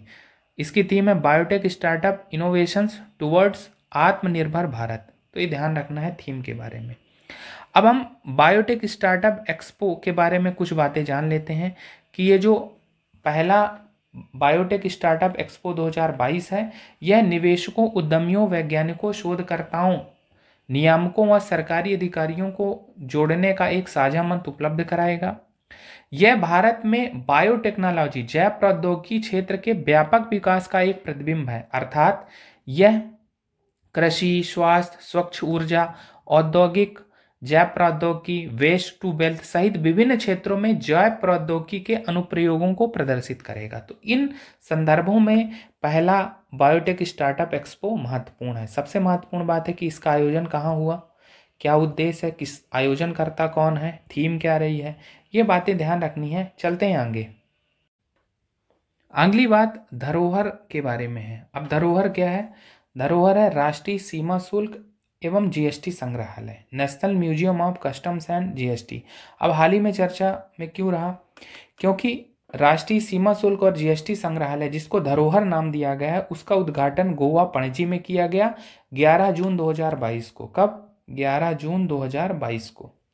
अब धरोहर संग्रहालय में भारतीय सीमा शुल्क की ऐतिहासिक उपलब्धियों को प्रदर्शित किया जाएगा और GST गैलरी में GST की विकास यात्राओं एवं उपलब्धियों को प्रदर्शित किया जाएगा। तो इन संदर्भों में धरोहर महत्वपूर्ण है। पूछा जा सकता है कि धरोहर क्या है, इसका उद्घाटन कहाँ किया गया है? तो उद्घाटन गोवा पणजी में किया गया है। क्या है ये? राष्ट्रीय सीमा शुल्क एवं GST संग्रहालय है, यानी कुछ ऐतिहासिक उपलब्धियां हैं, उन्हीं को संरक्षित करने की बात इसमें है, ये ध्यान रखना है। अब धरोहर एक 2 मंजिला नीली इमारत है जिसे गोवा में पुर्तगाली शासन के दौरान अल्फांडेगा के नाम से भी जाना जाता था। तो ये ध्यान रखना है। अब आगे चलते हैं और आज की अंतिम बात देख लेते हैं। अंतिम बात है विवा टेक 2022 के 6ठे एडिशन से संबंधित, जिसका आयोजन पेरिस फ्रांस में किया गया 15 से 18 जून 2022 के दौरान। अब ये वीवाटेक है क्या? ये यूरोप का सबसे बड़ा स्टार्टअप सम्मेलन है। 2016 में स्थापित किया गया था और ये प्रतिवर्ष आयोजित है। जैसा कि हमने बात की कि 2026 का ये छठा एडिशन है। अब इसमें खास बात क्या रही है? इसमें सबसे खास बात ये रही है कि वीवाटेक 2022 के छठे एडिशन में भारत को कंट्री ऑफ द ईयर घोषित किया गया है। सबसे महत्वपूर्ण बात पूछा जा सकता है कि वीवाटेक में किस देश को कंट्री ऑफ द ईयर घोषित किएगा। और इसमें एक बात यह है कि भारत के लगभग 65 स्टार्टअप्स ने इसमें भाग लिया। तो पूछा जा सकता है वीवाटेक 2022 के बारे में, इसका आयोजन स्थल पेरिस फ्रांस, भारत को कंट्री ऑफ द ईयर घोषित किया जाना। तो इस प्रकार से आज की क्लास में हमने बहुत सारी महत्वपूर्ण बातें पढ़ी जो हमारी एग्जाम की दृष्टि से भी महत्वपूर्ण है। जून 2022 करंट अफेयर के अंतर्गत आज हम नियुक्तियों और निधन के कारण चर्चा में रहे महत्वपूर्ण व्यक्तित्वों को पढ़ेंगे। इसके बाद जून 2022 में जो भी पुरस्कार और सम्मान महत्वपूर्ण हैं और चर्चा में रहे उन्हें पढ़ेंगे। सबसे पहले हम नियुक्तियों के कारण चर्चा में रहे महत्वपूर्ण व्यक्तित्वों के बारे में पढ़ लेते हैं। इसमें सबसे पहला नाम तपन कुमार डेका जी का है, जिन्हें हाल ही में गुप्तचर ब्यूरो या इंटेलिजेंस ब्यूरो का नया निदेशक चुना गया है या बनाया गया है। तपन कुमार डेका जी के बारे में अगर जाने तो इन्होंने अरविंद कुमार की जगह ली है, यानी इससे पहले आईबी चीफ कौन थे? अरविंद कुमार। तपन कुमार डेका जी के बारे में और अगर हम बातें जाने तो 1988 बैच के हिमाचल प्रदेश कैडर के ये आईपीएस अधिकारी हैं। 1 जुलाई 2022 से ये अपना कार्यभार संभालेंगे। इनका कार्यकाल आईबी में 2 वर्षों का होगा और इस नियुक्ति से पूर्व श्री तपन कुमार डेका जी आईबी में ही विशेष निदेशक के रूप में कार्यरत थे और हाल ही में ये चर्चा में क्यों रहे हैं? क्योंकि इन्हें आईबी का चीफ बनाया गया है, डायरेक्टर बनाया गया है। तो ये बातें ध्यान रखनी है तपन कुमार डेका जी के बारे में। चलते हैं आगे, अगले व्यक्तित्व को देखते हैं। अगले व्यक्तित्व हैं सामंत गोयल। अब ये हाल ही में चर्चा में क्यों रहे हैं? क्योंकि रॉ के निदेशक के रूप में इनके कार्यकाल में 1 वर्ष की वृद्धि जून 2022 में की गई है। तो सामंत गोयल इसी कारण चर्चा में रहे। तो पूछा जाएगा कि रॉ के चीफ कौन है? तो सामंत गोयल। इनके कार्यकाल में 1 वर्ष की वृद्धि हुई है, जैसा कि अभी हमने बात की। सामंत गोयल के बारे में अगर हम कुछ और बातें जाने तो 1984 बैच के पंजाब कैडर के ये आईपीएस अधिकारी रहे हैं। तो अगर आपसे पूछा जाएगा कि रॉ चीफ अभी कौन है, तो सामंत गोयल जी। आगे देखते हैं, अगला नाम दिनकर गुप्ता जी का है। इन्हें एनआईए का महानिदेशक डायरेक्टर जनरल नियुक्त किया गया है और इनका कार्यकाल 31 मार्च 2024 तक का होगा। कब तक का होगा? 31 मार्च 2024 तक का होगा। एनआईए के डायरेक्टर जनरल इन्हें बनाया गया है दिनकर गुप्ता। अब एनआईए का मतलब है नेशनल इन्वेस्टिगेटिंग एजेंसी, राष्ट्रीय अन्वेषण अभिकरण। दिनकर गुप्ता जी के बारे में अगर हम कुछ बातें जाने तो ये 1987 बैच के पंजाब कैडर के आईपीएस अधिकारी रहे हैं और जैसा कि हमने बात की इनके कार्यकाल के संबंध में हाल ही में चर्चा में क्यों रहे हैं? क्योंकि एनआईए का महानिदेशक या डायरेक्टर जनरल इन्हें बनाया गया है। चलते हैं आगे और अगली जानकारी देखते हैं। अगले व्यक्तित्व हैं परमेश्वरन अय्यर, जिन्हें हाल ही में नीति आयोग का मुख्य कार्यकारी अधिकारी सीईओ बनाया गया है। अब ये परमेश्वरन अय्यर जी के बारे में जान लेते हैं। तो ये यूपी कैडर के आईएएस अधिकारी रहे हैं। इन्होंने अमिताभ कांत की जगह ली है, यानी नीति आयोग के अभी तक सीईओ कौन थे? अमिताभ कांत, और इन्होंने अमिताभ कांत की जगह ली है। अमिताभ कांत 2016 में इनकी नियुक्ति हुई थी और 30 जून 2022 को इनकी सेवा समाप्त हो रही थी और इसीलिए नई नियुक्ति हुई है नीति आयोग के सीईओ के रूप में। किसकी? परमेश्वरन अय्यर के बारे में, परमेश्वरन अय्यर की। और इनका कार्यकाल 1 जुलाई 2022 से प्रारंभ होगा। चलते हैं आगे और अगली जानकारी देखते हैं। अगले व्यक्तित्व जो चर्चा में रहे हैं वो है नितिन गुप्ता। नितिन गुप्ता को हाल ही में सीबीडीटी, केंद्रीय प्रत्यक्ष कर board, central board of direct taxes का चेयरमैन नियुक्त किया गया है। अब नितिन गुप्ता 1986 बैच के भारतीय राजस्व सेवा आईआरएस अधिकारी रहे हैं। इन्होंने बी महापात्रा की जगह ली है, बी मोहपात्रा की जगह इन्होंने ली है। ये बात ध्यान रखना है नितिन गुप्ता जी ने। और इनका कार्यकाल कब तक होगा? सितंबर 2023 तक का। अगर पूछा जाएगा कि सीबीडीटी का चेयरमैन किसे बनाया गया है तो वो उत्तर होगा नितिन गुप्ता। ठीक है, चलते हैं आगे, अगले व्यक्तित्व देखते हैं। अगले व्यक्तित्व है न्यायमूर्ति रंजना प्रकाश देसाई। इन्हें भारतीय प्रेस परिषद, प्रेस काउंसिल ऑफ इंडिया का चेयरमैन या अध्यक्षा बनाया गया है। अगर हम न्यायमूर्ति रंजना प्रकाश देसाई के बारे में कुछ बातें जानें तो ये सुप्रीम कोर्ट की सेवानिवृत्त न्यायाधीश रही हैं और इन्होंने न्यायमूर्ति चंद्रमौली प्रसाद का स्थान लिया है। ठीक है, पीसीआई के अध्यक्ष पहले कौन थे? न्यायमूर्ति चंद्रमौली प्रसाद, और उन्हीं की जगह अब नई नियुक्ति हुई है रंजना प्रकाश देसाई की। हमने पिछले मंथ में रंजना प्रकाश देसाई के बारे में पढ़ा था कि जब हम जम्मू कश्मीर विधानसभा के लिए पुनर्परिसीमन की बात कर रहे थे तो उनकी अध्यक्षा, जो पुनर्परिसीमन आयोग बनाया गया था, तो उनकी अध्यक्षा कौन थी? रंजना प्रकाश देसाई ही थी। अभी हाल ही में क्यों चर्चा में रही हैं? क्योंकि इन्हें प्रेस काउंसिल ऑफ इंडिया, भारतीय प्रेस परिषद का चेयरपर्सन बनाया गया है। चलते हैं आगे और अगली बात देखते हैं। अगली जानकारी कृष्णा श्रीनिवासन जी से संबंधित है, जिन्हें हाल ही में आईएमएफ के एशिया प्रशांत विभाग का निदेशक बनाया गया है। नाम क्या है? कृष्णा श्रीनिवासन। ये इनकी नियुक्ति हुई है 22 जून 2022 में और इन्होंने चांग यांग री का स्थान लिया है। अब अगर कृष्णा श्रीनिवासन के बारे में जाने तो इससे पूर्व श्री कृष्णा श्रीनिवासन आईएमएफ के एशिया प्रशांत विभाग में ही उप निदेशक के पद पर तैनात थे और हाल ही में ये चर्चा में क्यों रहे हैं? क्योंकि आईएमएफ के एशिया प्रशांत विभाग का निदेशक बना दिया गया है। अब आईएमएफ का क्या मतलब है? अंतर्राष्ट्रीय मुद्रा कोष, इंटरनेशनल मॉनेटरी फंड। ठीक है, आगे चलते हैं और अगले व्यक्तित्व को देखते हैं। अगले व्यक्तित्व हैं रुचिरा कंबोज, जिन्हें हाल ही में संयुक्त राष्ट्र संघ में भारत की स्थायी प्रतिनिधि के रूप में इनकी नियुक्ति हुई है, न्यूयॉर्क स्थित संयुक्त राष्ट्र संघ में। अब अगर हम रुचिरा कंबोज के बारे में कुछ और बातें जानें तो इस नियुक्ति से पूर्व रुचिरा भूटान में भारत की राजदूत के रूप में कार्यरत थीं। इन्होंने टीएस कृष्णमूर्ति की जगह ली है, ये ध्यान रखना है। टीएस कृष्णमूर्ति की जगह इन्होंने ली है और ये रुचिरा कंबोज 1987 बैच की आईएफएस अधिकारी रही हैं, इंडियन फॉरेन सर्विसेज की अधिकारी रही हैं। अगर पूछा जाएगा कि संयुक्त राष्ट्र संघ में भारत की स्थायी प्रतिनिधि कौन है तो रुचिरा कंबोज। तो ये बातें हमें ध्यान रखनी है नियुक्ति के कारण जो व्यक्तित्व चर्चा में रहे हैं। अब हम आगे चलते हैं और निधन के कारण चर्चा में रहे महत्वपूर्ण व्यक्तित्वों को देख लेते हैं। इसमें सबसे पहला नाम पल्लोनजी सापूरजी मिस्त्री का है। अब पल्लोनजी सापूरजी मिस्त्री कौन है? ये देश के जाने माने उद्यमी रहे हैं। सापूरजी पल्लोनजी ग्रुप के चेयरमैन। साइरस मिस्त्री इनके पुत्र थे, ये ध्यान रखना है।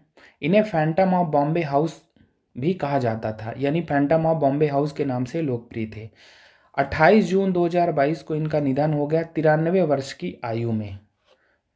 2016 में इन्हें पद्म भूषण सम्मान से सम्मानित किया गया था। तो ध्यान रखना है पल्लोनजी सापूरजी मिस्त्री के बारे में अगर पूछा जाएगा कि इनका संबंध किस क्षेत्र से है तो ये उद्यमी रहे हैं। जैसा कि हमने बात की कि सापूरजी पल्लोनजी ग्रुप के चेयरमैन रहे हैं। इनके पुत्र कौन थे? साइरस मिस्त्री। फैंटम ऑफ बॉम्बे हाउस के नाम से लोकप्रिय रहे, ये बातें ध्यान रखनी है। चलते हैं आगे। अगले व्यक्तित्व हैं हमारे वरिंदर सिंह। ये पूर्व भारतीय हॉकी खिलाड़ी रहे हैं। 28 जून को इनका भी निधन हो गया 75 वर्ष की आयु में। अगर हम वरिंदर सिंह जी की कुछ उपलब्धियों के बारे में बात करें तो 1972 में म्यूनिख ओलंपिक में कांस्य पदक और 1975 में विश्व कप जीतने वाली भारतीय टीम के ये सदस्य थे वरिंदर सिंह जी।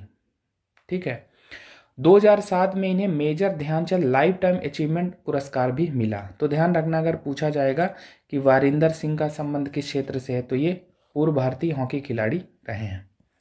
अगले व्यक्तित्व हैं हरिचंद। हाल ही में इनका निधन 13 जून 2022 को हो गया 69 वर्ष की आयु में और इनका संबंध एथलेटिक्स से था। ये पूर्व भारतीय धावक हैं। अगर इनकी उपलब्धियों के बारे में बात करें तो 1978 के बैंकॉक एशियाई खेलों में पुरुषों की 5000 मीटर व 10,000 मीटर दौड़ में इन्होंने स्वर्ण पदक जीता था। तो ध्यान रखना हरिचंद जी के बारे में कि ये पूर्व भारतीय धावक रहे हैं। वरिंदर सिंह जी पूर्व भारतीय हॉकी खिलाड़ी रहे हैं और जैसा कि हमने पल्लोनजी सापूरजी मिस्त्री के बारे में बात की कि ये उद्यमी रहे हैं। तो इस प्रकार से हमने निधन के कारण चर्चा में रहे महत्वपूर्ण व्यक्तित्वों को पढ़ा। अब चलते हैं आगे और देखते हैं पुरस्कार और सम्मान जो जून 2022 में चर्चा में रहे हैं। इसमें सबसे पहली बात मिस इंडिया वर्ल्ड वाइड 2022 के बारे में है।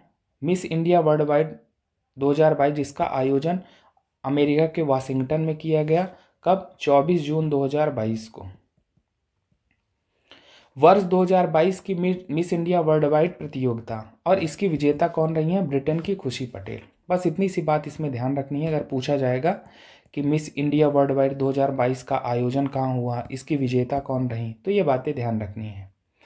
अगली बात, राष्ट्रीय एवं अंतर्राष्ट्रीय स्तर पर योग के प्रोन्नयन एवं विकास हेतु प्रधानमंत्री के पुरस्कार 2022 से संबंधित है।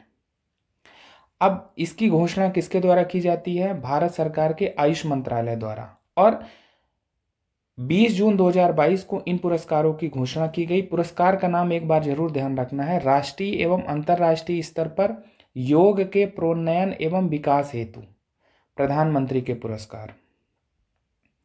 अब इनके बारे में हमने जैसे बात की कि इन पुरस्कारों की घोषणा कब की गई? 20 जून 2022 को। एक बात हमें ध्यान रखना कि 21 जून को विश्व में किस दिवस के रूप में मनाया जाता है? विश्व योग दिवस के रूप में। ये बात ध्यान रखनी है। और इन पुरस्कारों का वितरण 20 जून को हुआ। अब हम देख लेते हैं कि किस श्रेणी में किन व्यक्तित्वों को पुरस्कार मिला। तो अगर राष्ट्रीय श्रेणी की बात करें तो राष्ट्रीय स्तर पर व्यक्तिगत श्रेणी में भिक्खु संघ सेना जो कि लद्दाख के हैं उनको ये मिला पुरस्कार। वहीं संस्थागत श्रेणी में राष्ट्रीय स्तर पर डिवाइन लाइफ सोसाइटी उत्तराखंड को मिला ये पुरस्कार। अगर हम अंतर्राष्ट्रीय स्तर पर बात करें तो अंतर्राष्ट्रीय स्तर पर व्यक्तिगत श्रेणी में मार्कोस विनीसियस रोजो रॉड्रिक्स जो कि ब्राजील के हैं उन्हें मिला। और संस्थागत श्रेणी में अंतर्राष्ट्रीय स्तर का पुरस्कार British wheel of yoga Britain को मिला। तो ये बातें ध्यान रखनी है इस पुरस्कार के बारे में। पुरस्कार का नाम जरूर ध्यान रखना है, कौन सा मंत्रालय ये पुरस्कार देता है, ये बात ध्यान रखना है। राष्ट्रीय स्तर पर किसे पुरस्कार मिला, अंतर्राष्ट्रीय स्तर पर किसे पुरस्कार मिला, तो ये बातें ध्यान रखनी है। चलते हैं आगे और अगले पुरस्कार को देखते हैं। अगला पुरस्कार 22वें आईफा अवार्ड 2022 से संबंधित है। 22वें आईफा अवार्ड 2022 वर्ष 2021 में प्रदर्शित फिल्मों के लिए वितरित किए गए और इनका वितरण कहाँ किया गया? अबू धाबी में। कब? 4 जून 2022 को। 4 जून 2022 को इनका वितरण किया गया अबू धाबी में इंटरनेशनल इंडियन फिल्म एकेडमी के द्वारा। ठीक है, ये आईफा का फुल फॉर्म भी है, इंटरनेशनल इंडियन फिल्म एकेडमी। अब हम इसमें देख लेते हैं पॉपुलर अवार्ड्स जो कि हमारे एग्जाम में पूछे जा सकते हैं। जैसे आईफा का सर्वश्रेष्ठ फिल्म का पुरस्कार किसे मिला? शेरशाह फिल्म को। आईफा का सर्वश्रेष्ठ निर्देशक का पुरस्कार शेरशाह फिल्म के लिए विष्णुवर्धन को मिला। वहीं सर्वश्रेष्ठ अभिनेता विक्की कौशल को बनाया गया सरदार उधम सिंह फिल्म के लिए। वहीं सर्वश्रेष्ठ अभिनेत्री का पुरस्कार कृति सेनन को मिला फिल्म मिमी के लिए। तो ये कुछ बातें हैं, ध्यान रखना है। आईफा अवार्ड 2022 के बारे में पूछा जा सकता है कि आईफा अवार्ड 2022 की सर्वश्रेष्ठ फिल्म कौन सी है, सर्वश्रेष्ठ निर्देशक, अभिनेता, इन सब अभिनेत्री, इनके बारे में पूछा जा सकता है। तो इस प्रकार से आज की क्लास में हमने नियुक्तियों और निधन के कारण चर्चा में रहे महत्वपूर्ण व्यक्तित्वों को पढ़ा और साथ ही जून 2022 में जो पुरस्कार और सम्मान चर्चा में रहे उनके बारे में भी पढ़ा। अब हम जून 2022 में चर्चा में रहे खेल प्रदर्शन को समझ लेते हैं। खेल प्रदर्शन के अंतर्गत सबसे पहली बात रणजी ट्रॉफी के 87वें सत्र से संबंधित है जो कि 2021-22 में संपन्न हुई। अब पूछा जा सकता है हमारे एग्जाम में कि रणजी ट्रॉफी का संबंध किस खेल से है, तो ये इसका संबंध क्रिकेट से है। फिर रणजी ट्रॉफी 2021-22 के 87वें सत्र का विजेता कौन रहा, तो एमपीपीएससी के लिए महत्वपूर्ण है ये जानकारी क्योंकि इसका विजेता पहली बार मध्य प्रदेश बना है और मध्य प्रदेश ने 41 बार के विजेता मुंबई को 6 विकेट से हराकर पहली बार ये सीरीज या टूर्नामेंट जीता है। तो ध्यान रखना है रणजी ट्रॉफी के विजेता के बारे में। अब रणजी ट्रॉफी के बारे में कुछ मूलभूत बातें जान लेते हैं। जैसा कि हमने बताया कि रणजी ट्रॉफी का संबंध क्रिकेट खेल से है और ये भारत में प्रथम श्रेणी क्रिकेट की एक राष्ट्रीय प्रतियोगिता है, ये ध्यान रखना है। अब इसका फाइनल मैच कहाँ खेला गया, इसका अगर हम इसके फाइनल मैच की बात करें तो फाइनल मैच 22 से 26 जून 2022 को एम चिन्ना स्वामी स्टेडियम बेंगलुरु में खेला गया। ठीक, बेंगलुरु के एम चिन्ना स्वामी स्टेडियम में फाइनल मैच खेला गया और मैच था मुंबई बनाम एमपी।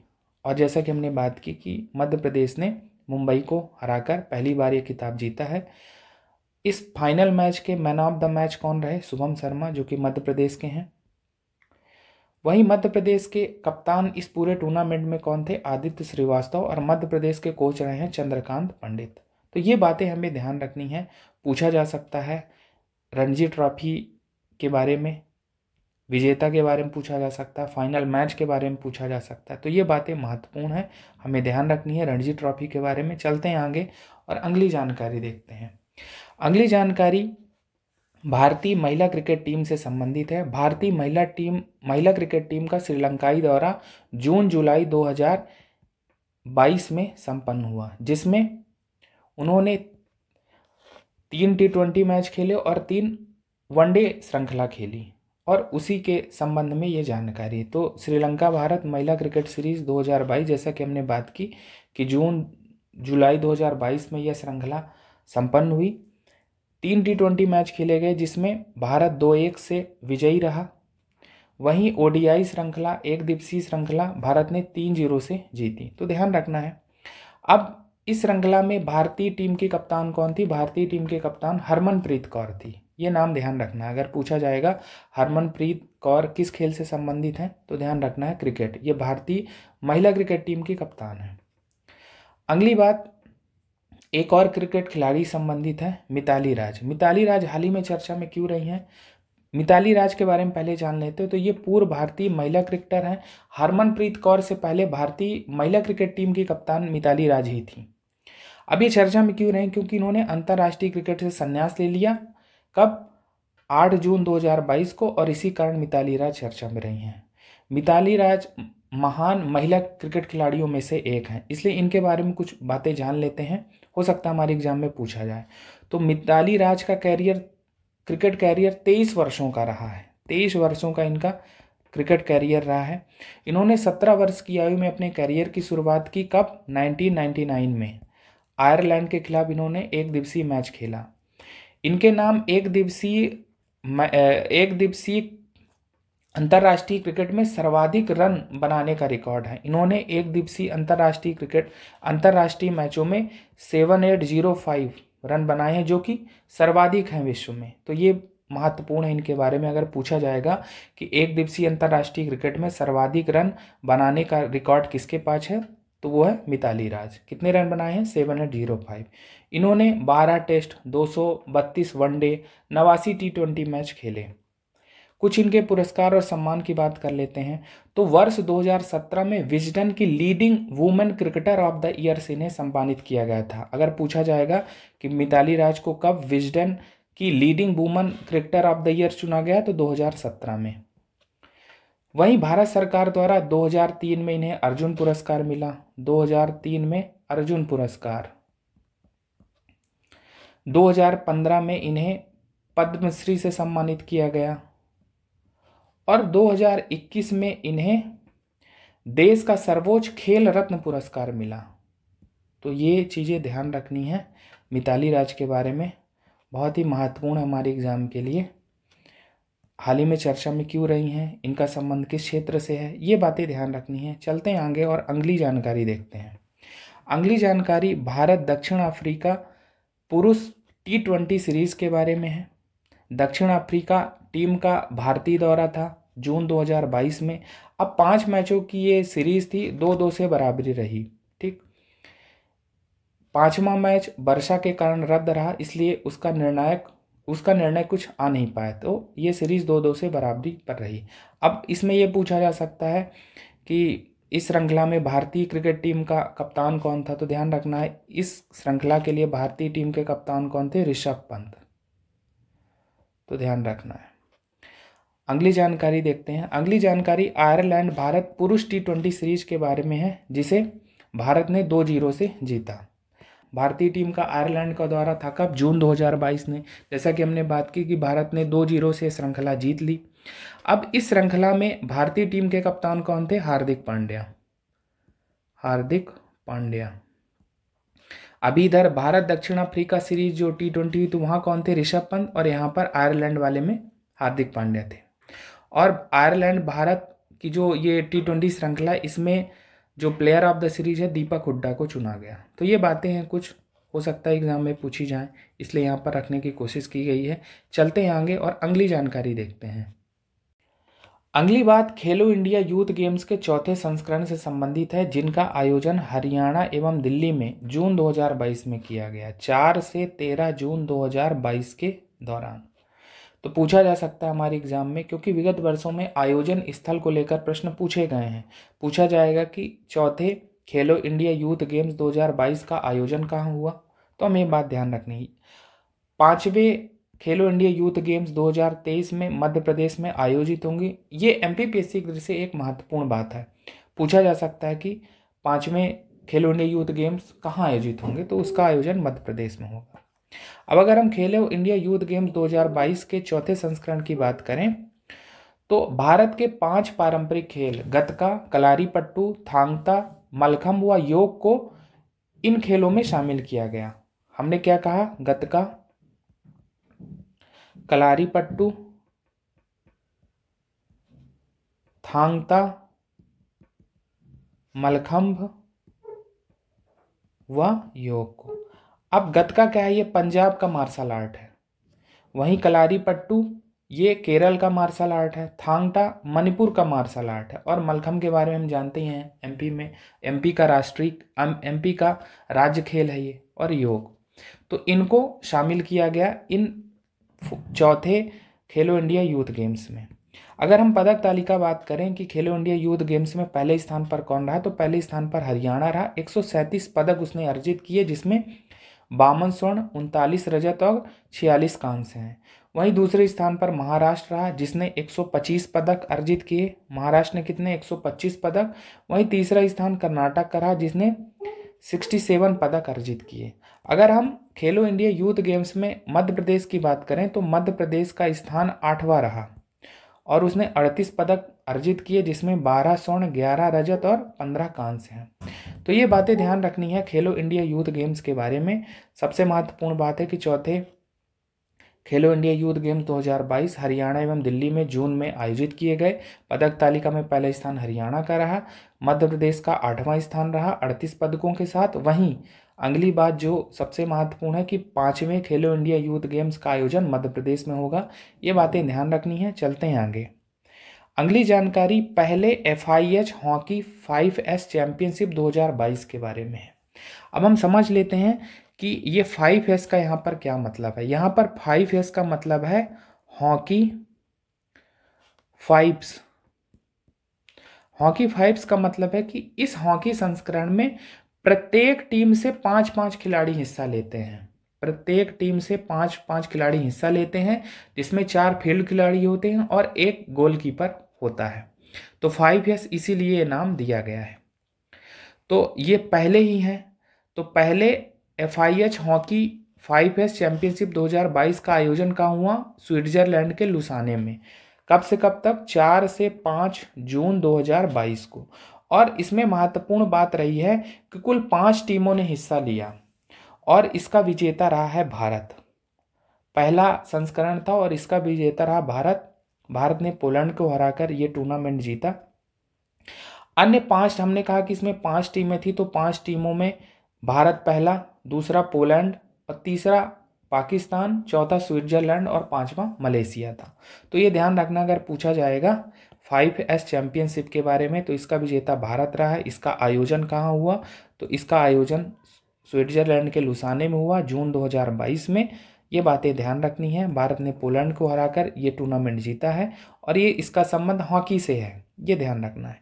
चलते हैं आगे और देख लेते हैं फ्रेंच ओपन 2022 के बारे में। ये 126वां आयोजन था। ठीक, फ्रेंच ओपन 2022 इसका आयोजन कब हुआ? पेरिस फ्रांस में हुआ 22 मई से 5 जून 2022 के बीच। ठीक, ये ध्यान रखना है। अब इसमें विगत वर्षों में कहाँ से प्रश्न ज़्यादातर पूछे गए, हमने उन्हीं को यहाँ पर रखने की कोशिश की है। ज़्यादातर प्रश्न एकल विजेता से संबंधित पूछे गए हैं या भारत के संदर्भ में प्रश्न पूछे गए हैं। तो भारत का कोई भी विजेता फ्रेंच ओपन में नहीं रहा है। इस कारण से हमने यहाँ पर केवल 2 ही चीज़ें रखी हैं, पुरुष एकल विजेता और महिला एकल विजेता। तो फ्रेंच ओपन पुरुष एकल विजेता कौन रहे हैं? Rafael Nadal. पूछा जा सकता है कि फ्रेंच ओपन का पुरुष एकल का खिताब किसने जीता? तो राफेल नडाल ने जीता, स्पेन के खिलाड़ी हैं, और ये नडाल का 22वां ग्रैंड स्लैम था। ठीक। वहीं महिला एकल का खिताब फ्रेंच ओपन का इगा स्विएटेक, जो कि पोलैंड की खिलाड़ी हैं, उन्होंने जीता। इन्होंने अमेरिका की खिलाड़ी को हराया। वहीं राफेल नडाल ने नॉर्वे के खिलाड़ी को हराकर यह खिताब जीता। तो ये बातें महत्वपूर्ण है फ्रेंच ओपन के बारे में। केवल इतना ही हमें ध्यान रखना है कि फ्रेंच ओपन का आयोजन कब हुआ? मई जून 2022 में हुआ। कहाँ? पेरिस, फ्रांस में। पुरुष एकल विजेता कौन है? महिला एकल विजेता कौन है? ये बातें ध्यान रखनी है। चलते हैं आगे और अगली जानकारी देखते हैं। अगली बात राहुल श्रीवास्तव के बारे में। हाल ही में राहुल श्रीवास्तव क्यों चर्चा में रहे हैं? राहुल श्रीवास्तव 19 वर्षीय तेलंगाना के शतरंज खिलाड़ी हाल ही में चर्चा में क्यों रहे हैं? क्योंकि इन्हें भारत का 74वां ग्रांड मास्टर घोषित किया गया है। तो पूछा जाएगा कि राहुल श्रीवास्तव का संबंध किस खेल से है? तो ये शतरंज खिलाड़ी हैं, 74वें ग्रांड मास्टर हैं। ये बात ध्यान रखनी है। अगली बात नीरज चोपड़ा से संबंधित है। जैसा कि हम जानते हैं कि इन्होंने टोक्यो ओलंपिक 2021 में भाला फेंक में स्वर्ण पदक भारत के लिए जीता था। अब भी ये चर्चा में क्यों रहे हैं? क्योंकि पावो नूर्मी गेम्स, जो कि फिनलैंड के तुर्कू में आयोजित किए गए, तो उसमें इन्होंने 89.30 मीटर भाला फेंककर नया राष्ट्रीय रिकॉर्ड बनाया है। हालांकि इस प्रतिस्पर्धा में उन्होंने रजत पदक ही जीता, लेकिन फिर भी 89.30 मीटर भाला फेंककर उन्होंने नया राष्ट्रीय रिकॉर्ड अर्जित किया है। तो पूछा जा सकता है इसके बारे में कि भाला फेंक में राष्ट्रीय रिकॉर्ड किसके नाम पर है? तो नीरज चोपड़ा के नाम पर है। ठीक है।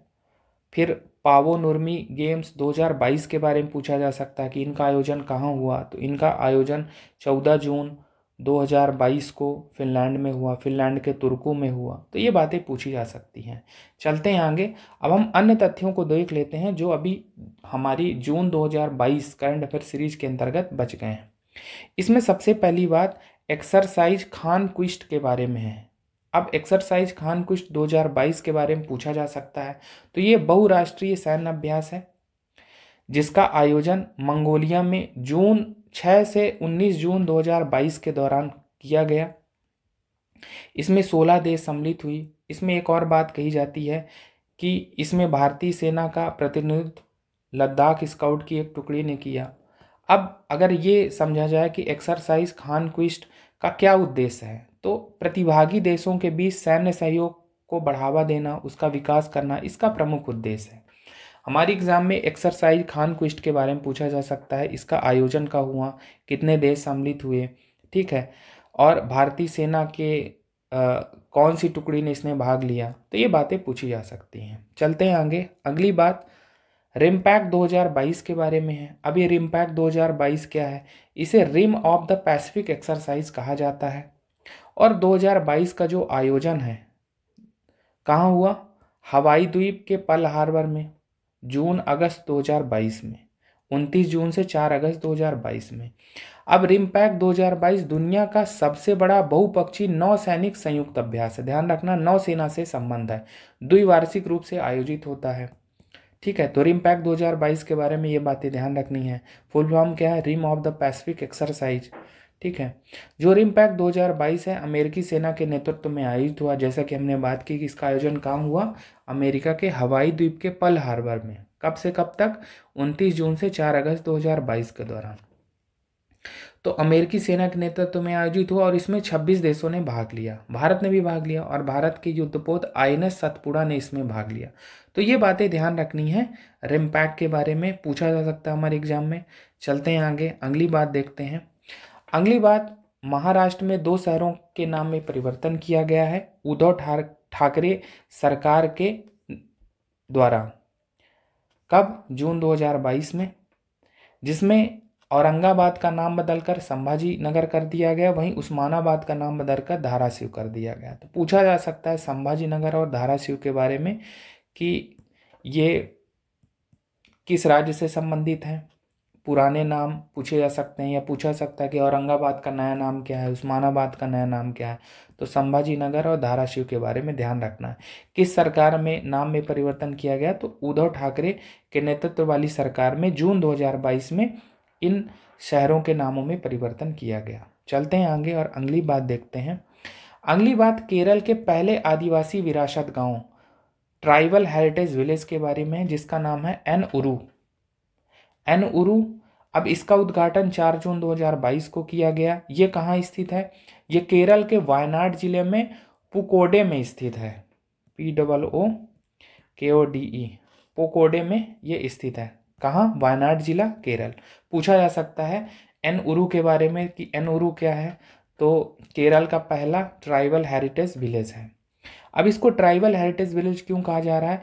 क्योंकि यह जनजातीय जीवन की समृद्ध संस्कृति को प्रदर्शित करने वाला गांव है। 25 एकड़ के करीब क्षेत्रफल में ये फैला हुआ है। चलते हैं आगे और अगली जानकारी देखते हैं। अगली जानकारी अगाथा चक्रवात से संबंधित है, जो कि मैक्सिको में आया। मैक्सिको के दक्षिणी भाग में इसने भीषण तबाही मचाई। कब? मई के अंतिम महीने में, अंतिम मई का अंतिम बोल सकते हैं कि सप्ताह है, तो उस समय ये आया। अगाथा चक्रवात के बारे में पूछा जा सकता है कि ये कहाँ आया, तो ये मैक्सिको में आया। चलते हैं और अगली जानकारी देखते हैं। अगली जानकारी यूएन ओशियन कॉन्फ्रेंस 2022 के बारे में है।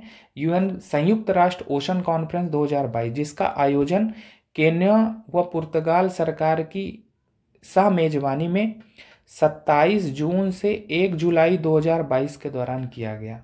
अब इसका उद्देश्य क्या था? संयुक्त राष्ट्र ओशियन कॉन्फ्रेंस 2022 का, तो सतत विकास लक्ष्यों के लक्ष्य नंबर 14 के कार्यान्वयन के समर्थन में ये यूएन ओशियन कॉन्फ्रेंस आयोजित की गई। अब एसडीजी का लक्ष्य नंबर 14 क्या कहता है? पानी के नीचे जीवन, यानी ये समुद्री पारितंत्र, समुद्री प्रौद्योगिकी के मुद्दे की बात करता है। ठीक है, और इसी लक्ष्य के कार्यान्वयन के समर्थन में इस ओशियन कॉन्फ्रेंस का आयोजन किया गया है। महत्वपूर्ण बात क्या है? पूछा जाएगा कि यूएन ओशियन कॉन्फ्रेंस 2022 कहाँ आयोजित की गई? तो केन्या, पुर्तगाल सरकार द्वारा इसकी मेजबानी की गई। कब? जून जुलाई 2022 में। चलते हैं आगे और अगली बात देख लेते हैं। अगली बात special ASEAN India foreign ministers meeting के बारे में है, जिसका आयोजन 16 से 17 जून 2022 के दौरान नई दिल्ली, भारत में किया गया। पूछा जा सकता है कि special ASEAN India foreign ministers meeting का आयोजन कहाँ हुआ। अब इसको स्पेशल क्यों कहा जा रहा है? क्योंकि भारत आसियान वार्ता की 30वीं वर्षगांठ तथा भारत की आसियान के साथ रणनीतिक भागीदारी की 10वीं वर्षगांठ के अवसर पर इसका आयोजन किया गया, इसीलिए इसको special ASEAN India foreign ministers meeting कहा जा रहा है। एक बात और इसमें महत्वपूर्ण है कि अगर पूछा जाएगा कि भारत आसियान मित्रता वर्ष कौन सा है, तो 2022, यानी वर्ष 2022 को भारत आसियान मित्रता वर्ष के रूप में मनाया जा रहा है। ठीक, तो ये बातें महत्वपूर्ण है। Special ASEAN India foreign ministers meeting के बारे में पूछा जाएगा, आयोजन कहाँ हुआ, भारत आसियान मित्रता वर्ष के रूप में पूछा जा सकता है कि किस वर्ष को भारत आसियान मित्रता वर्ष के रूप में मनाया जा रहा है। तो ये बातें महत्वपूर्ण है। चलते हैं और आज की अंतिम बात देख लेते हैं। अंतिम बात भगवान बुद्ध से संबंधित है। हाल ही में भारत से भगवान बुद्ध के 4 पवित्र प्राचीन अवशेषों का मंगोलिया में प्रदर्शन किया गया। अब इसके पीछे की थोड़ी सी कहानी समझते हैं। मंगोलियाई बुद्ध पूर्णिमा के अवसर पर विशेष प्रदर्शनी का आयोजन मंगोलिया में गंडन मठ में किया जाता है। गंडन मठ कहाँ? ये मंगोलिया देश में है। हमने क्या कहा कि मंगोलियाई बुद्ध पूर्णिमा के अवसर पर 11 दिन की विशेष प्रदर्शनी का आयोजन होता है मंगोलिया में गंडन मठ में, और ये 11 दिन का जो विशेष प्रदर्शनी है 14 से 24 जून के दौरान की गई, और यहीं पर भारत से 4 कपिल वस्तु अवशेष भेजे गए इस प्रदर्शनी में प्रदर्शन के लिए। तो इसी कारण से इसमें यह कहा जा रहा है कि भारत से भगवान बुद्ध के 4 पवित्र प्राचीन अवशेषों का प्रदर्शन मंगोलिया देश में किया गया। कब? जून 2022 में, मंगोलियाई बुद्ध पूर्णिमा के अवसर पर। अब कुछ और बातें जो पूछी जा सकती हैं, तो मंगोलिया की राजधानी क्या है? उलान बटोर। उलान बटोर, तो इसके बारे में पूछा जा सकता है, तो ये ध्यान रखना, हो सकता है पूछा जाए। तो ये बातें महत्वपूर्ण है, हमें इन बातों को ध्यान रखना, हमारे एग्जाम में पूछा जा सकता है। तो इस प्रकार से आज की क्लास में हमने जून 2022 में चर्चा में रहे खेल प्रदर्शन को देखा और अन्य तथ्य जो अभी बचे रह गए थे उनको पढ़ा। तो इस प्रकार से आज की क्लास में फिलहाल इतना ही। धन्यवाद।